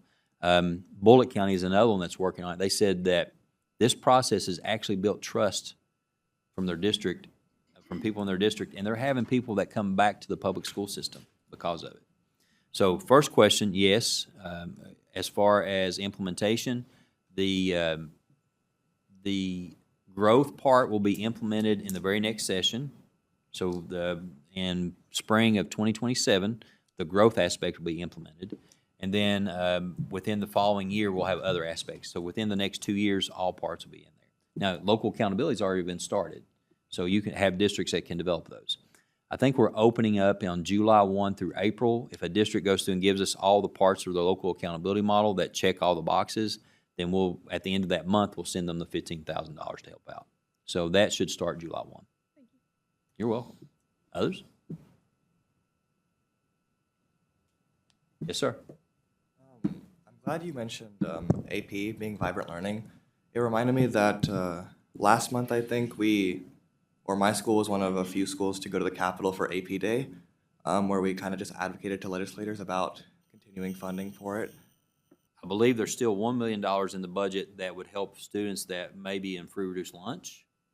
But again, that's first come, first serve. I don't know why that was cut. Adamantly opposed to it being cut, because we'd like to see every student have the opportunity to take AP exams. We don't want it to be a financial burden on anyone. But to answer your question, absolutely. When you participate in those type of meetings, it means a lot to senators and representatives to hear from students. So if you have that opportunity, take it. Make sure you're ready and you have a game plan. So absolutely. Kind of just to chime in on the, AP classes and whatnot. College Board does a good job in most of its classes, but I really want to stress that we need to stay focused to the core of the class. So some AP classes might not fit that entire curriculum requirements that we have, especially for the personal finance one. That's just one instance that I know of, but of course that's why I'm sharing it. And so I believe that that's something that we should be looking at, which most of them do, and the ones that do really excel, and they add benefit to our Commonwealth. So I'm a big supporter for that as well. I think, again, one of the things that may be kind of foreign to this group, we dropped class ranks. We didn't name a valedictorian salutatorian in the district I was from. And the reason for that, we had so many students that were taking AP courses. We had, I can remember a young lady who was, she was an artist, a wonderful artist, but her parents made her take all the AP courses, including AP Calculus, which she had no interest in, because they wanted her to be valedictorian. And so, again, while class rank is important, I can tell you this, no one remembers who the valedictorian of Sheldon Clark High School in 1992 was. You might now, I'll give you a hint, but with that being said, what type of experience, we want you to take the classes that matter to you. And I don't want you to take a dual credit class just for the sake of getting that 5.0. But again, making sure that you stay true to what the curriculum is and make sure you're getting those opportunities that go along with it, I think is very important. Others?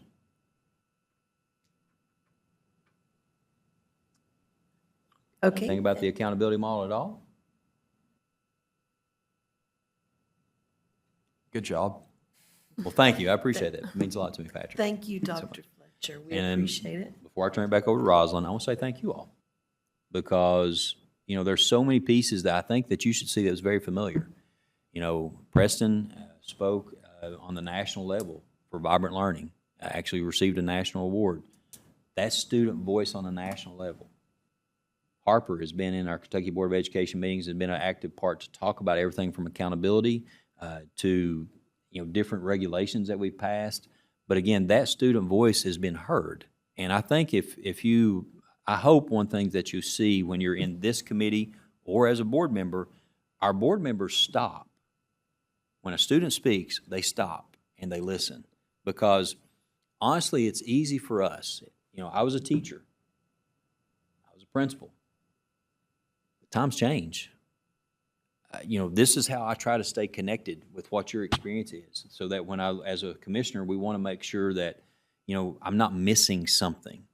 Is there something that we're missing when it comes to accountability, when it comes to a regulation, that we want to hear your voice? And I hope that you see in 257, we heard student voice, because Vibrant Learning is actually defined as a big part of that is student agency, that you have a voice in how you're assessed in local accountability. That's how important we think it is, that we've made it a part in statute. So thank you all so much. I really appreciate you. Rosalind, back to you. Thank you, Dr. Fletcher. And now we'll move right along, and we spoke about her earlier, our Kentucky Teacher of the Year and National Teacher of the Year finalist. Michelle Gross is going to speak to us on creating vibrant learning experiences to build classroom community. Ms. Gross, I want to tell my story before you get started. Please do. I have the honor of attending and presenting awards. Of course, the Lieutenant Governor gives the actual teacher, the final Teacher of the Year. I got to give the high school Teacher of the Year, and we have others that give other parts. But I try to look at the families, because I'll know who the Teacher of the Year is before we announce it. And so I was watching Miss Gross's family, and you could see her son look at her dad, and I think that's Mom.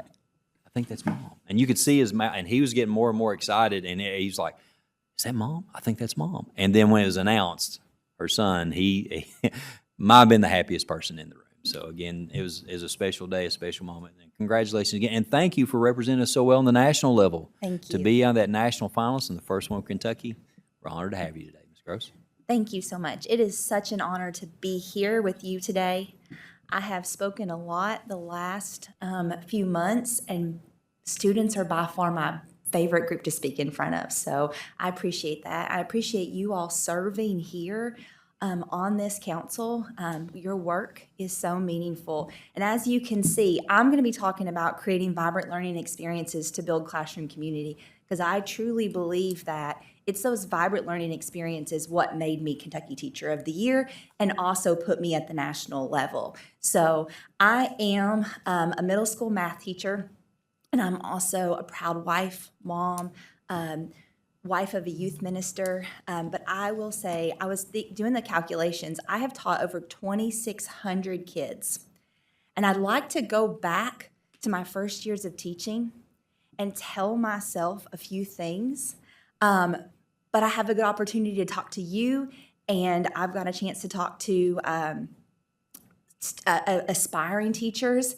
And so I can't go back and change things that I would have done differently in the beginning, but I can hopefully aspire future teachers to do so. So can we go to the next slide? So how did I get here? That's a good question. I come from a small coal town in Harlan County. Like probably many of the towns that you live in, community is deep in Harlan. And so I love where I come from. I'm very proud of my roots. In fact, even though I haven't lived there in over 20 years, Harlan County is still a community to me. They were super proud of me when I was named National Teacher of the Year. And so I'm still considering myself, even though I'm in Spencer County, I still consider myself a Harlan Countyan as well. We'll go to the next slide. When I was in high school, I was your all's age. And I was, like many of you, I was a strong student. I was working really hard. I had a lot of goals like you. I also set my goals very high. I love what you said. I think Hadley, I think it was you that said it, set your goals high. Or maybe it was somebody else. Set your goals really high. And even if you don't get there, you still are continuing to push that bar further and further yourself. And I love that. I was asked to be a peer math tutor for a student in my graduating class who wasn't going to get to walk. He wasn't going to get to graduate because he couldn't pass his math class. And so I tutored him. And at the time, I thought I wanted to be a teacher, but I wasn't 100% sure. There's so many things out there that you can do. You all are probably experiencing those same things. You have this desire in mind, but you're like, but what if? What if? But that moment, when I was standing on the stage and I watched him walk across the stage, that moment really, really solidified for me what I wanted to do for the rest of my life. I wanted to be a teacher. And I thought I wanted to be a high school teacher. And I ended up at Cumberland College. Let's go to the next slide. I ended up at Cumberland College and I started getting into classrooms, and I loved being in the high school. But I found my passion in the middle school. Why? That's where the squirreliest kids are. They're loud, they're funny, they're very quirky, they're going through some stuff, and I was just really drawn to them. But while I was at Cumberland College, I got an opportunity to get involved in the community.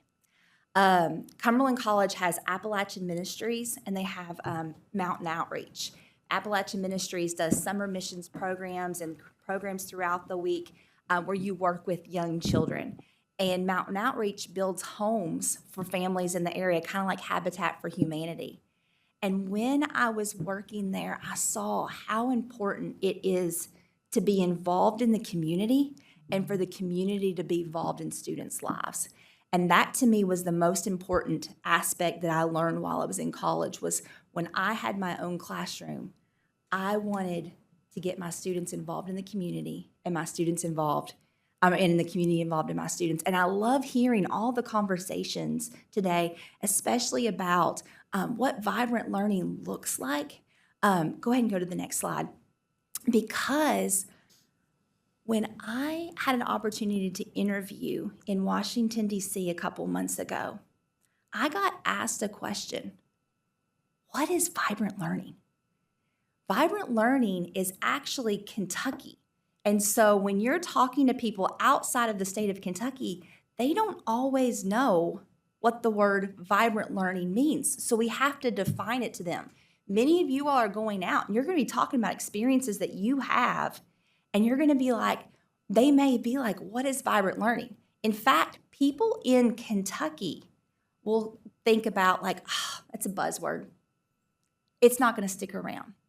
But I'm here to tell you, I think when we get down to what it truly means, we're going to see how important it is. And so I started thinking through what the word vibrant means. Now, how many of you play around with filters on your phone? Do you look at the filters? I started thinking immediately of the vibrance on there. And I pulled up a picture and I took the vibrance all the way down, and it's very gray. It's very blended in. You can hardly pick out anything. And then when I changed the vibrance all the way to the highest level, you can see so much specific color. You can see lots of life in it. And so then I looked up, what is the word vibrant? And I love this definition. Vibrant is an adjective describing something full of energy, life, or enthusiasm. Does your classrooms look like that? Are your classrooms full of energy, life, or enthusiasm? I read a book recently called Building Thinking Classrooms. And one of the things that they talked about in there was oftentimes students walk into a classroom and they can tell within seconds what that classroom is going to be like, how that classroom is set up. Is everything in rows, facing forward? What does it look like? And sometimes, that could be a good thing or a bad thing. Structure is always a good thing. But when you think about what your classroom experience has been like so far, Who has done a lot of the thinking? And when I was first started teaching, I remember working so very hard. I would plan all my lessons. I would put exactly what I would want to say. I would stand up in front of my kids. I would deliver what I would think would be the best lessons ever. And I watched my students struggle and they didn't get it. And it took that moment for me of realizing I was doing the thinking. My students weren't doing the thinking. And so that shift in my classroom came in the form of project-based learning. And so I wanted my students involved doing the work. So Vibrant Learning through the Kentucky Department of Education has those key components: student-centered and personalized learning. And so I want my experiences for my students to be student-centered and personalized, active and engaging. And we think about that full of life. You want to see a classroom that is full of life. You want to be in a classroom that's full of life. Hopefully, you don't want to be in a classroom where you sit and get and learn nothing. You want to be in a classroom where you're doing the thinking, you're doing the learning. It's also authentic and real world. You all are thinking about your next steps. You're thinking about the real world. Hopefully the things that you've been learning up until this point have connected you to the real world. As a math teacher, there's hardly anything that's more real world than math. But oftentimes, math seems isolated to a worksheet or a textbook. But I want my students to see the real world in math, and I also want them to see how math is involved in the real world. I don't want my students asking the question, when am I ever going to use this? Because I want them to know immediately. We start the year off in my classroom doing the ratios recipe project. We're cooking in the classroom. Why? Because I have to teach ratios. What better way to teach ratios than with recipes, right? We do activities. You see a picture up there with me holding cheese balls. We were doing how many cheese balls could you fit on a circular plate? My students were learning circumference, diameter, area of a circle, radius. All those things got involved. But you talked about food earlier. You love food. Kids love food. Bringing in cheese balls kind of drive that in there. Also, authentic, vibrant learning is collaborative and connected. And so that collaborative piece, students are working together. How hard is it to think about a really complex problem in isolation? But what if you get a chance to talk about it with someone else? Their idea sparks your idea spark their ideas, right? And then all of a sudden, you all are starting to come together and you're putting it. Well, what about, like in my classroom, we have whiteboards everywhere that the kids are working at. They're not necessarily seeing me up at the whiteboard, but they're around the room. I didn't have a picture. I should have put a picture. The kids are around the room. They're thinking. They're up on their feet. They're solving the problems together. Then they're going back to their seat and they're synthesizing the information. And then they're trying to, move forward. But vibrant learning experiences have taught me so much in the last few years. But what I was thinking about is, how do we relay that information to others? How do you relay that information to the teachers in your school who they're resistant to change? How do we relay that information to administrators who are really enforcing the Numeracy Counts, in middle school and elementary school especially, the Numeracy Counts Act, where it says, we have to have high quality instructional resources?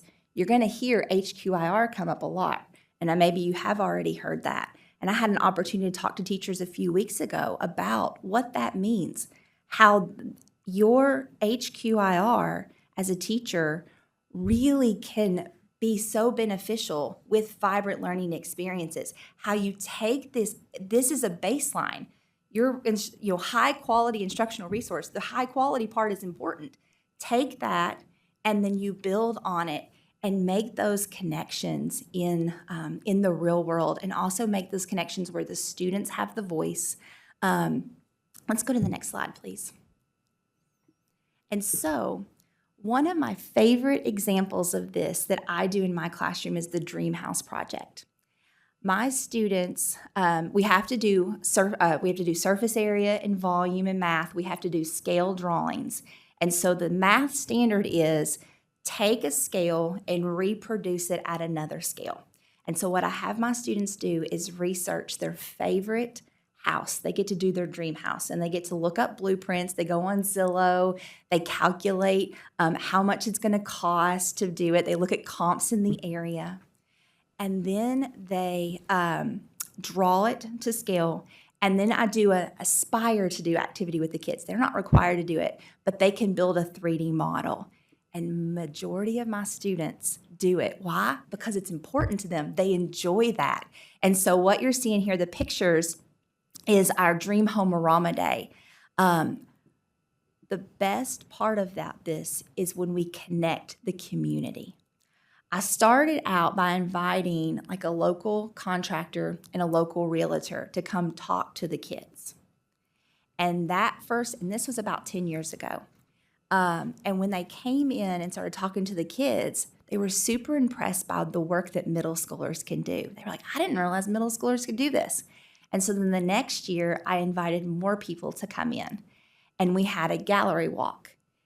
And we have, over the last few years, turned it into Dream Home-A-Rama, where we invite over 100 people. And we actually, this past time, we had a hard time with the weather getting it to happen. But when it finally happened, we had over 50 people from the community come in.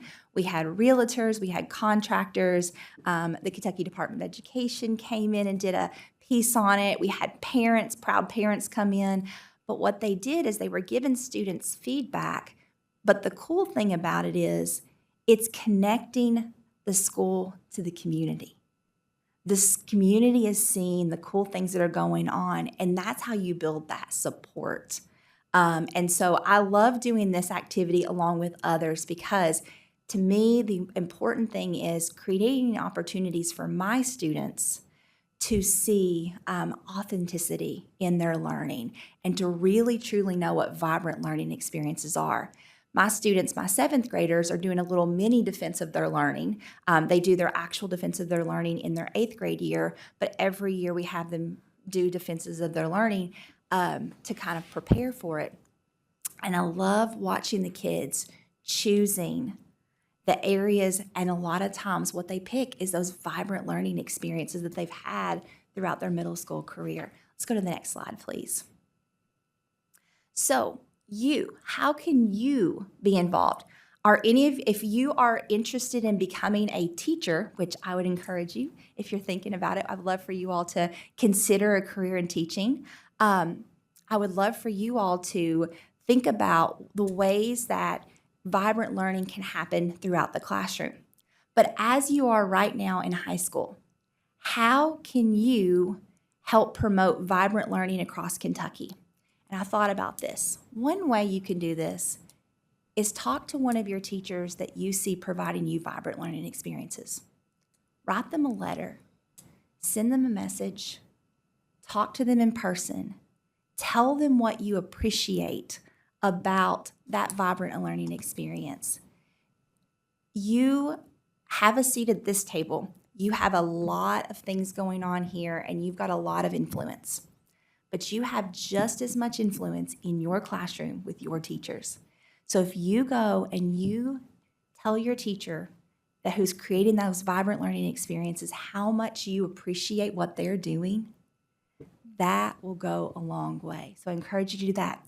A second way that I encourage you to get involved, talk to your administrators. Things that you see that are going really well in your classroom. Promote those. Oftentimes, when things are valued by the administrators, your teachers will jump on board. And so when those vibrant learning experiences are valued and you as a student who has a very strong voice shares with your administrator, that's going to get highlighted. And take it a step further. Go to your local school board.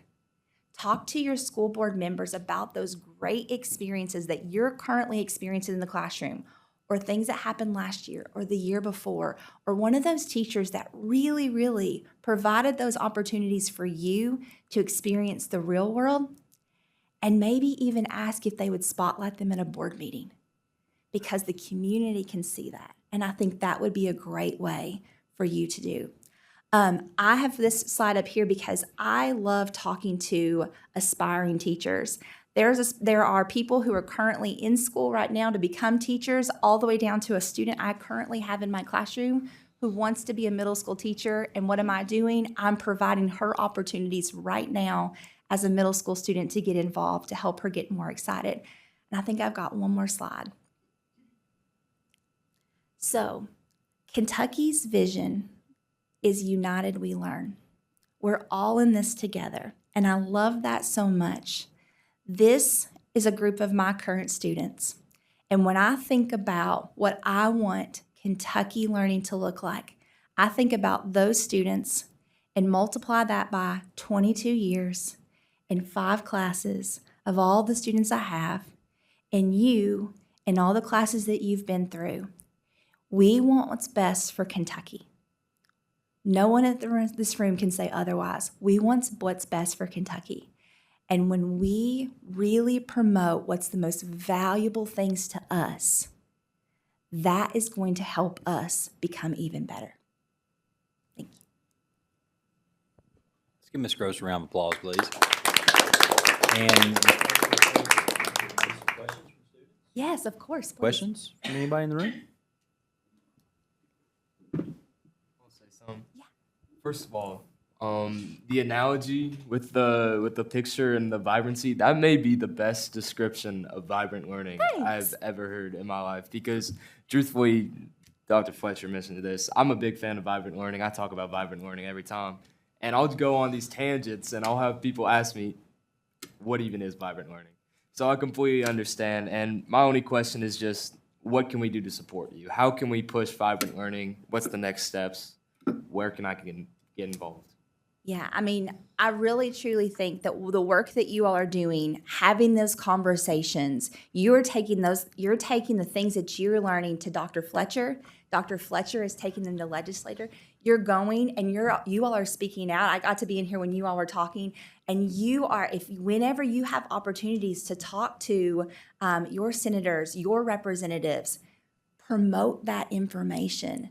Because they want I had a representative tell me one time, he's like, we are all on the same team. We want what's best for students.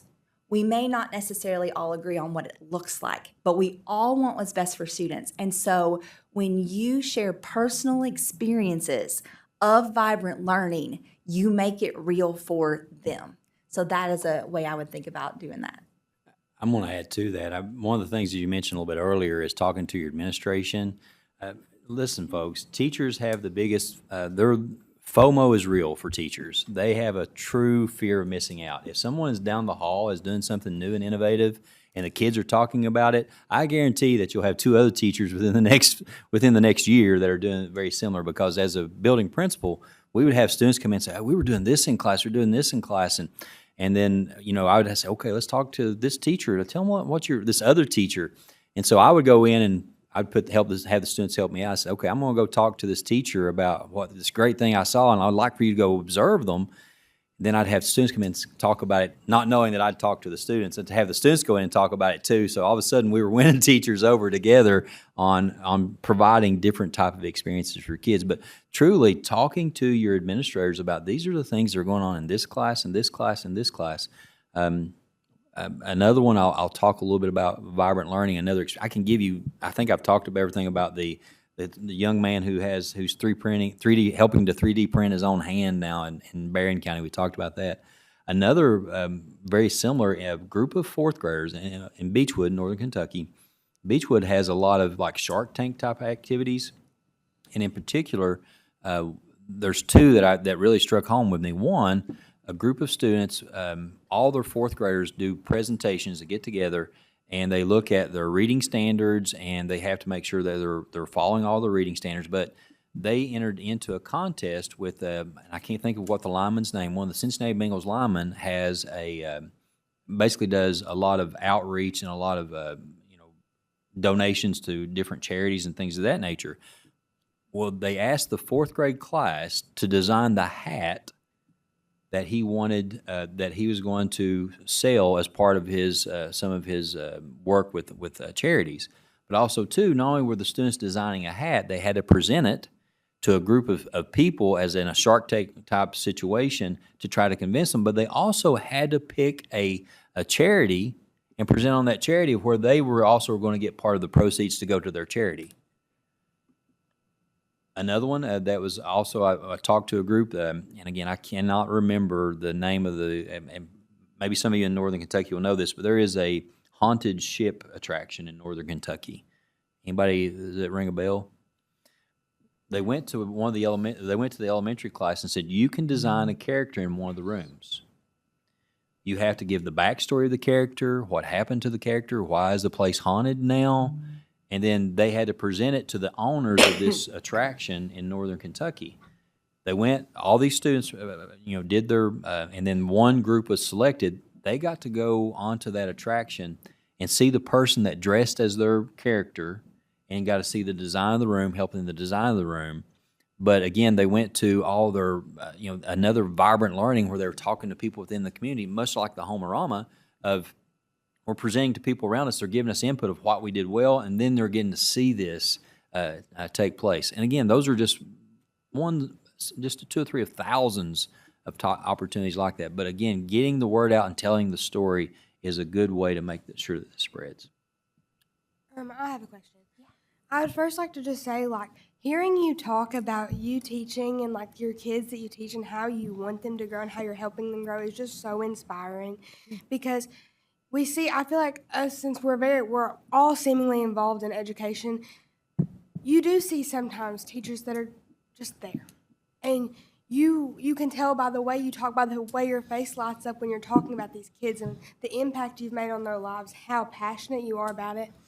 And me personally, especially since our first meeting back last year, I have really advocated for vibrant learning in my county, but I've had a lot of problems convincing our AP teachers or our high-level teachers in implementing vibrant learning. They say, well, it's hard. We have juniors and seniors.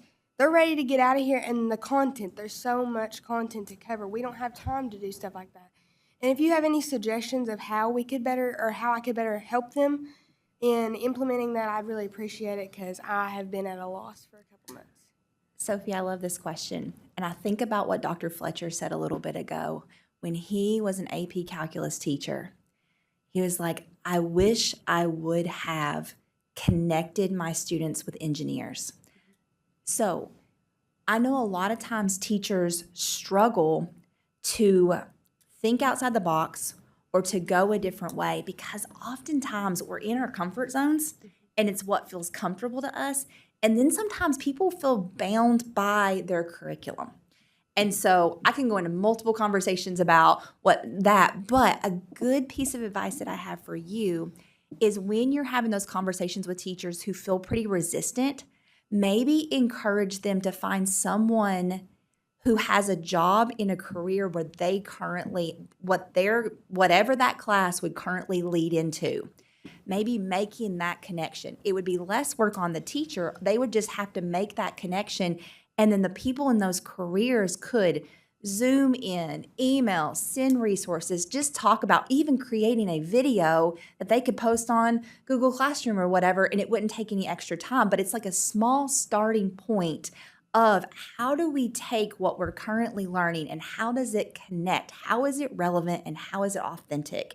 And so I think that when you see resistance on that, it's not necessarily people who don't want to change. Sometimes it's fear. And so in those moments, by providing some small examples of what are ways that your class connects, because they'll probably pretty quickly tell you how their class connects to what. And then you can even use Dr. Fletcher's example. Like he was teaching an AP calculus class, and he wishes that he had connected them to careers that were relevant. And that's a good starting point. And then it starts breeding that fire, which gets really excited, and you kind of fan the flame a little bit, and you kind of dig a little bit further and dig a little bit further, and you can kind of push through a little bit more. But I think that's probably a good starting point, is just making the connection to someone in in a particular career. And I'll add to that, I think as a teacher, we don't use, I mean, some may, but using the AI tool, you can actually feed the definition of vibrant learning into something as simple as ChatGPT. Then you also copy and paste, these are the standards or the content standards that I have for this chapter, and say, give me a vibrant learning experience for these students. And you'd be amazed. Now, of course, you're the content specialist as a teacher, so you can say, okay, that really fits, maybe this does, maybe this doesn't, but you're still the content master there, if you will. So you pick out what type of experiences you want. But I've caught myself a lot of times on different AI tools to say, this is the unit, I look up 3rd grade math standards or 8th grade math standards that's on the state test. Give me a vibrant learning experience or multiple vibrant learning experiences that align to these standards, and you'll be amazed at what AI, well, I'm amazed, you may not be, but I am amazed by what AI feeds back. I keep thinking about how much differently that the opportunities and how much time you would save. Because one of the toughest things in teaching is planning. It's the tough part is planning. Now, after you get some 3 or 4 years of experience, it gets a little bit easier, but still yet the time that you put into developing how many years did it take you to develop Homerama? Oh, goodness. I think I started it 10, 12 years ago. And still so making tweaks. Every year, we try to tweak it a little bit to make it better every year. And so if you take that and, this has been developed over 10 years, and how much can AI add to that, maybe save you some time. So I think AI is another area that really would help out teachers, helps out the commissioner from time to time. Absolutely. I think, so I want to get excited real quick. I spent a week at Google back in February, and Google has a lot of AI tools that are out there. I know many of us use ChatGPT, but if you use Gemini, you can, especially with your, because if you have a Google for Education account, you can have it create a canvas, not necessarily put it on Fast or Pro, but change it to create a canvas.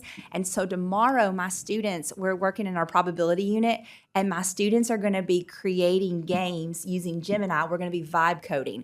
Again, Ms. Gross, thank you so much, and thank you for representing Kentucky so well, and we really appreciate your platform, of course, with United We Learn and also Vibrant Learning. But one of the things, I'm not sure if you know this or not, but we were contacted afterwards, and so we've known for a little while that you didn't maybe win national, but we knew you were in the finals. But you got the best compliment. They talked about the people that interviewed, said, we wish that our kids had your math teacher in class. So again, congratulations, because that's the best compliment that anybody can give you. Thank you so much. I appreciate it.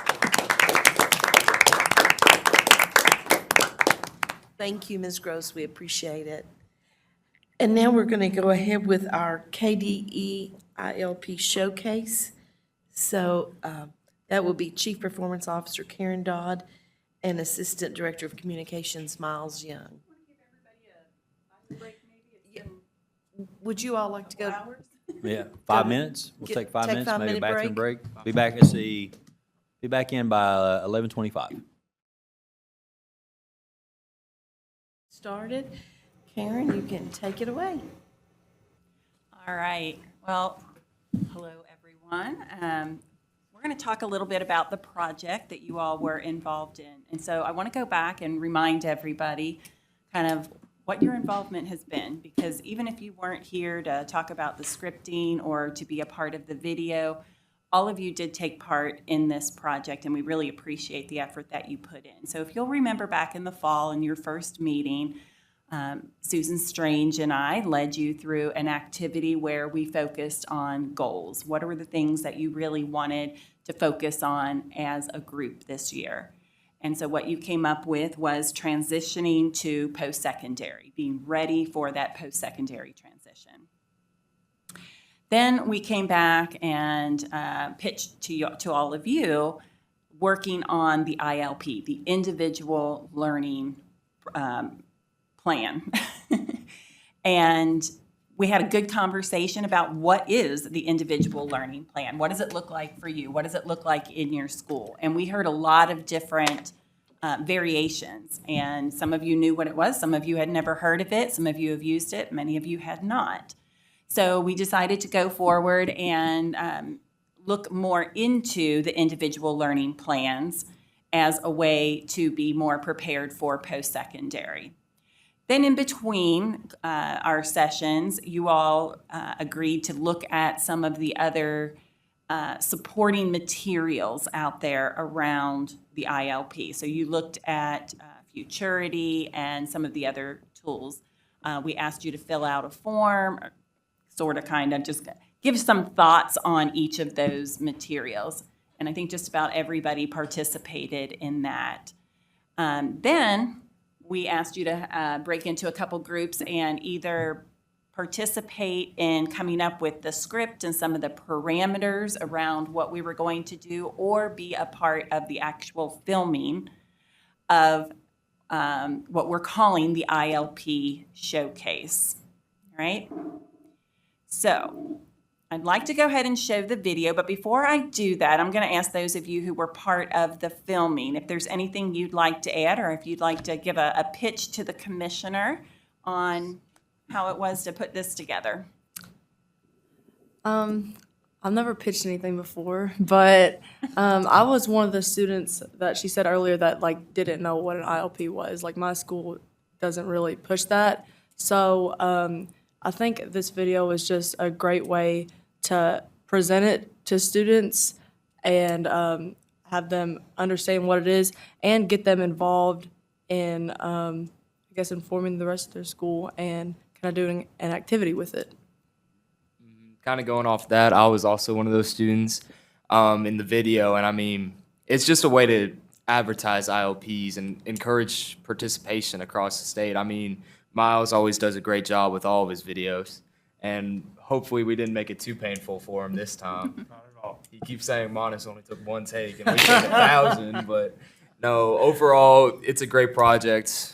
I haven't seen it yet, so this will be as earth-shattering for me as it is for all of you, but yeah, I mean, kind of like Harper was saying, it's just a good way to not even just encourage, but like just to get the word out there. Like our school doesn't do an ILP. I didn't know what an ILP was before this session of our meetings, and so just to like let students hear about it is really great. I think, like, I know it'll definitely be interesting to a few students in my school, and I'm hoping it'll be the same for other districts. And Miles acted like I changed the world whenever I recorded the video. I literally just read off the teleprompter. He's like, well, he asked me, he was like, do you want to do that? I was like, actually, no, you're done. And I was like, okay. It was like after one take, I was like, okay, great, that works. But One take wonder. I can't say that I do that quite often. Not that crazy. Like, it's just.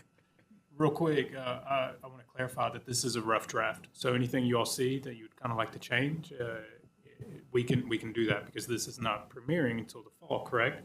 So what's still left in the video is going to be the call to action, and we can discuss that post looking at the video. So, And if I may, one of the things that we've talked a little bit about in here is, it's actually in statute, in law, that your graduation requirements, if they align to your ILP, can look very differently. For example, how many of you had English 3 or in English 4? Or AP. A lot of you had AP. So that's in for your English 3 or English 4. But if you're on a particular career pathway, for example, if you want to go into law school and you're looking at taking different classes, your junior English class, instead of being the typical, you're going to read Beowulf or whatever, it could be centered around reading case law. It could be centered around what's your interpretation of case law in that class. So, but that has to tie back to your ILP. So think about whatever career pathway you're looking at. If you design your junior and senior level English course to be along those lines, as opposed to the typical curriculum that we see. And again, I'm not trying to, because a lot of great teachers out there do a great job with English 11 and 12, but how much different could it be? For example, my son was a welder. I've shared this before. If you would give him, if he took his ACT score was not great, but if you gave him a welding manual, which is very technical in nature, he could read that inside and out and give you every part about it. How much different would his English 12 class have been if it would have been more about the technical reading of different welding manuals, things of that nature, as opposed to a typical course? Now, If students want to take dual credit English 12 or dual credit or AP English 12, that's great. AP Literature, things of that nature, there's nothing wrong. That's great. We want you to have that opportunity, but we want you to have choice. That's why the ILP is so important, because there's so many parts. Even if you look at your science course, your science and your social studies courses should be catered to what your individualized learning plan should be or can be based on your ILP. How much different would your high school experience look? And I hope that some of your schools are doing this already, but it's in statute. If your classes align with your ILP, it can look much differently, and especially in your junior and senior year. So that's why we want this. We want to promote this. We want districts to hear more about this. And the more I talk to districts, some districts really just, this is what we've always done. And okay, that's fine as long as it's meeting your students' needs, but do we have the opportunity to personalize your high school pathway and have those vibrant learning experiences? So this is the reason behind this. So with all of that in mind, before we hit play on here, let me just remind everyone what we really wanted to do is to get other kids thinking about the ILP, to get them to understand what it is. And the way to do that is for them to go out there to learn about it. And then we want them to come back and put their videos together, create a video about why the ILP is important and how it can help other students. That's the showcase that we ultimately want to create, or a showcase of videos by students for students explaining the ILP, right? All right, so this is the video that was put together that will go out in the fall to help students do that. Hey Kentucky, do you know what an individual learning plan is? It's basically a plan that helps us think about our future. With my ILP, I can explore careers that I might want someday. I can set goals for my education. And I can start planning for my college or career By choosing classes in areas that interest me. My plan helps me see how what I am learning today connects to where I want to go tomorrow. And guess what? We want to hear your story too.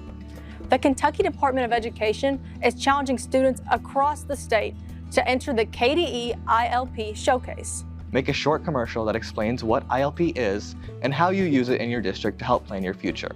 Share your story. Be creative. Submit your original commercial for a chance to be featured and recognized across the Commonwealth. Be part of the KDE ILP Showcase. We can't wait to see what you create.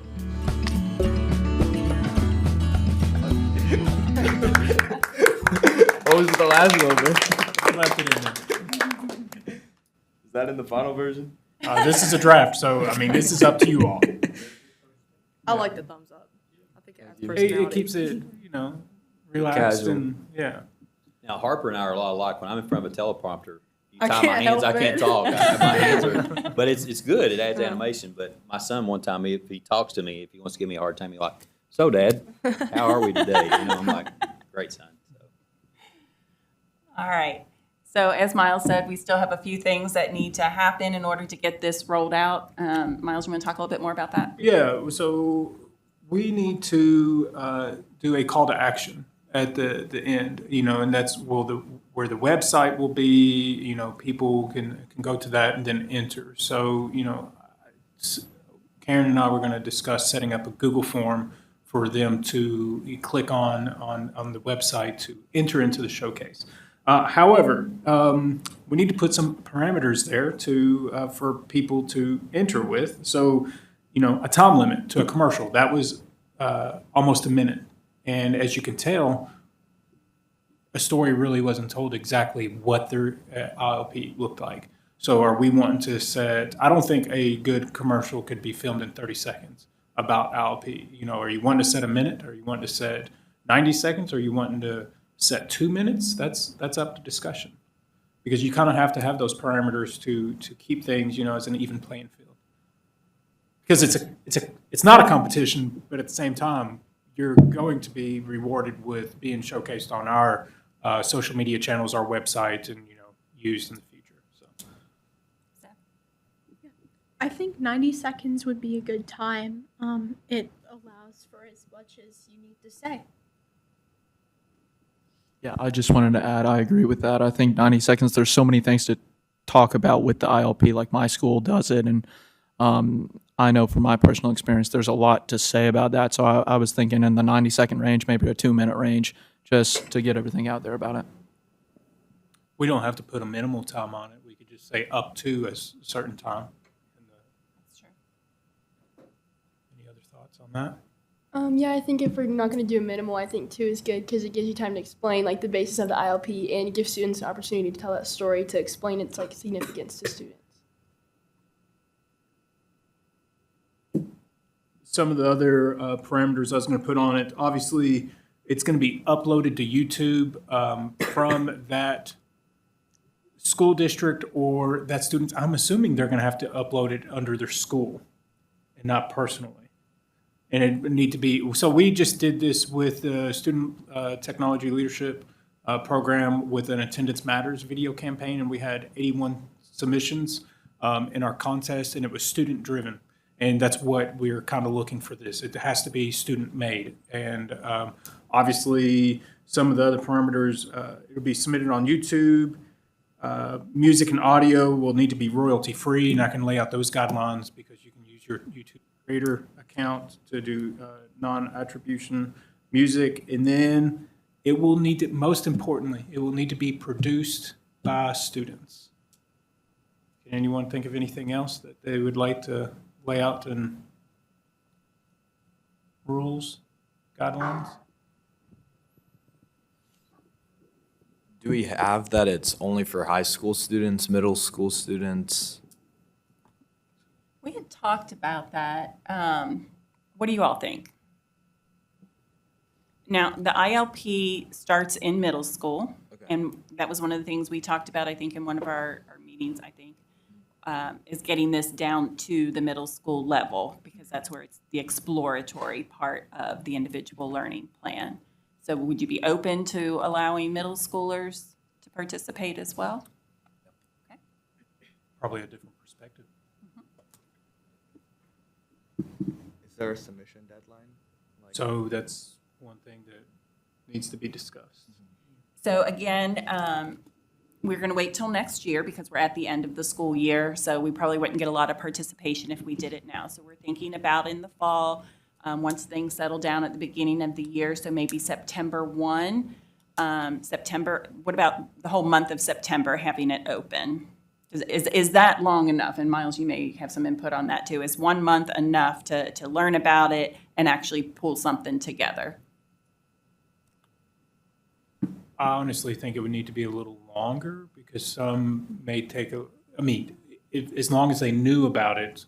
And so I don't think an announcement from the 1st of September and then a deadline by the end of September, Okay. I think it would need to be a little longer than that. Or we could even announce it earlier, maybe mid-August through mid-October? We can put it in the superintendent webcast, and that's how we can introduce it in August as part of that, or even the July one. That way, it's the information's out there. Okay. So we'll plan on about 2 months, mid-August to mid-October, running that commercial through social media. What about how to, other than the video, is there any other way to get students excited about doing something like this?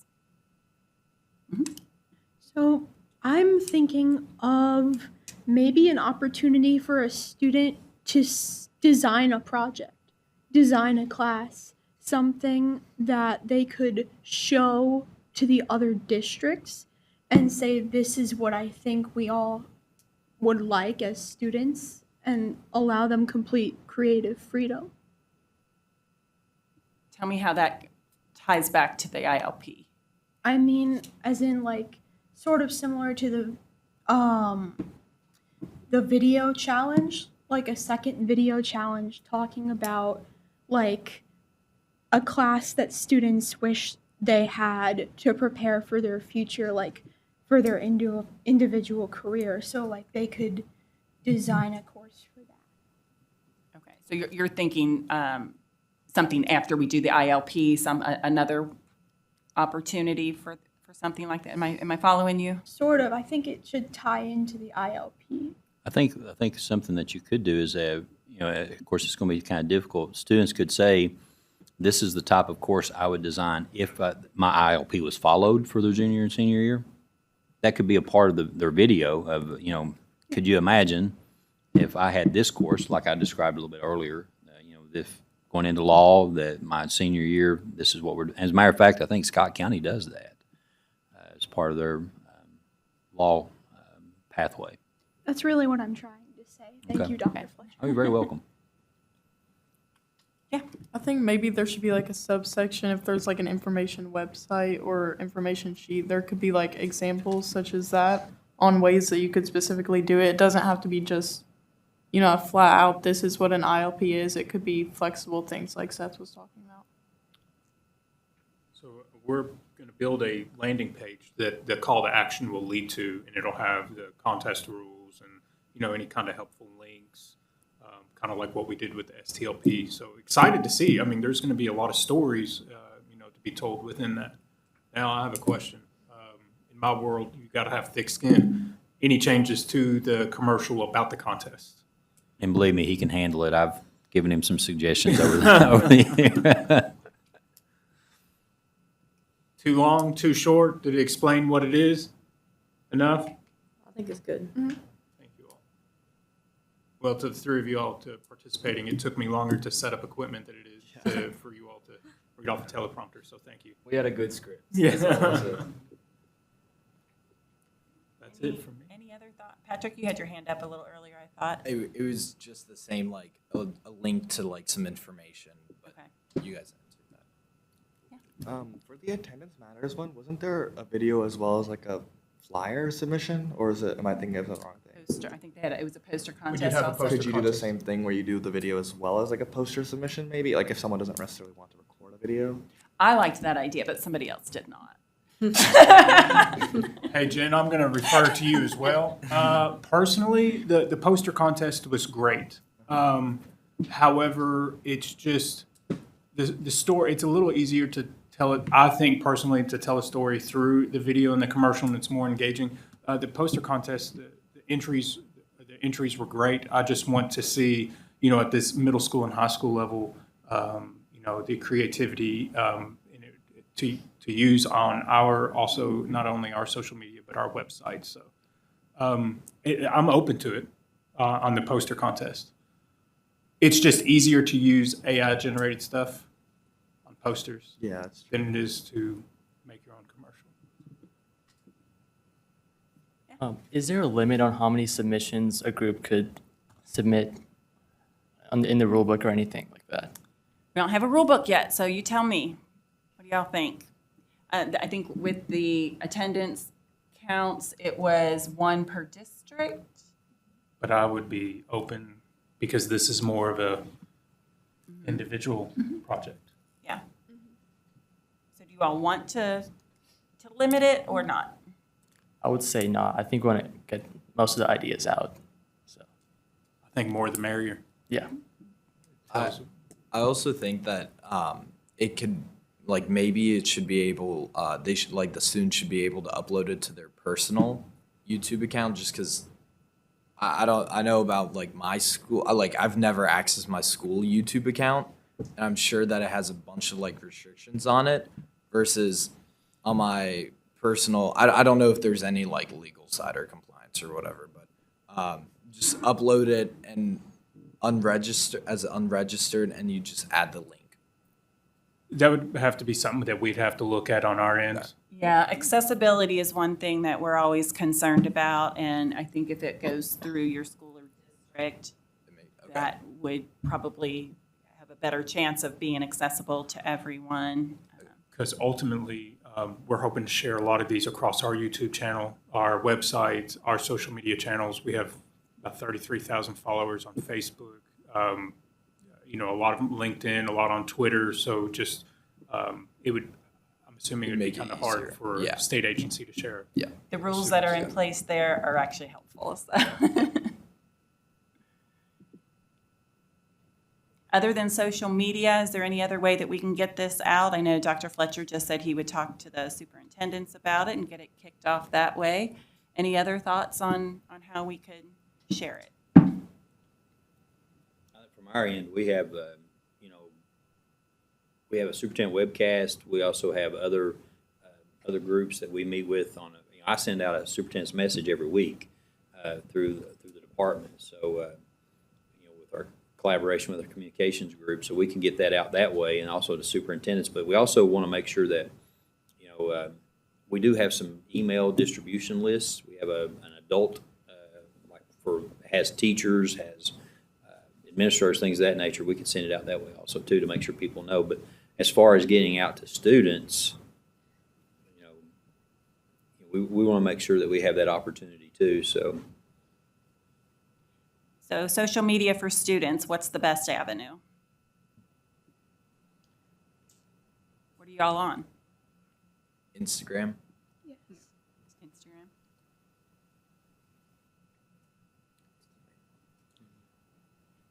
I want to go Kids, back Facebook. to something that was brought up. On a poster, do you think it would be more easily conveyed on a poster to explain what your ILP is and what it looks like versus building a commercial? I think the video better explains it and gives students the opportunity to explain it in depth and share stories to help other students relate to it. So let me ask a question. We'll go through an evaluation process. If we were developing a rubric, what would you want to be in that rubric to evaluate the video? Are there some specific, I won't say requirements, but like if we're going to have to score these, we'll have teams to score these. So what exactly would you be looking for in a rubric to score one of these videos? I think at least one requirement is that it should be engaging because we're trying to advertise. So it needs to be engaging, needs to be to the point, but obviously explain the whole topic thoroughly, but it needs to be well edited and get your point across. So quality of video, substance within the video. I can think of some of those the absentee videos that they had one group, was it the elementary kids that had little kids walking across and then had them dressed as adults later on. And it talked about the importance of being in school and how to reach those goals, there's some really creative things that were going on. It was cute. And it was the elementary schools. Elementary schools. Was outstanding. It was Hopkins County, wasn't it? Henderson or Hopkins? I'm not sure. It was great, and they were excited to be there. So, and I can only imagine the creativity that your all's peers could, come up with an ILP. Because I'll be first to admit, I wasn't unsure what an ILP was, and so I learned a little bit more doing this project with you all. So, I'm excited to see the results, and I hope we get a lot of entries. So, relying on you all to help spread the word. I hope all you all enter, by the way, that are eligible. Any other input for us? Sorry, I was going to say, I think in the instructions, and in the rubric too, we should specify what exactly the content of the video is going to be about. Not just make a video about ILPs, but what is an ILP? What's your specific school's ILP program like? And what changes do you want to make to your school's ILP in the future? Kind of give them something to go by so it's not a ton of variation in the videos, the content of them, And I that think way, you got to balance creativity with barriers. Yeah. These are the parameters that we want versus the creativity. So I really like what you're talking, especially if we look at our rubric of saying how has the IOP impacted you? What are real world examples? I love those ideas, but we got to make sure that we don't want to narrow it so that we limit the creativity. But on the other hand, we want them to be able to connect and understand this is what the project looks like. So we'll try to balance that of these are the different parameters. guiding questions that could help them. Guiding questions, parameters, with also trying to open it up for those too. So I think that's a good suggestion. Have those parameters there. Where we're not making this a formal contest, and it's more of a showcase. It's kind of limited how many ones that we can pick to showcase online. And that's what I'm also excited about, because there will be a variety. Yeah, we're not looking for a state champ, state runner-up. We want multiple kids across the state to be, multiple young people to have that opportunity to be showcased. just like we did with the opening video with the hook there. You know, we showcased 3 students. Well, that's all we have, but if you think of anything else, you can get in contact with Rosalind and she'll let us know. All right, thank you all. Thank you both. We appreciate it. Thank you.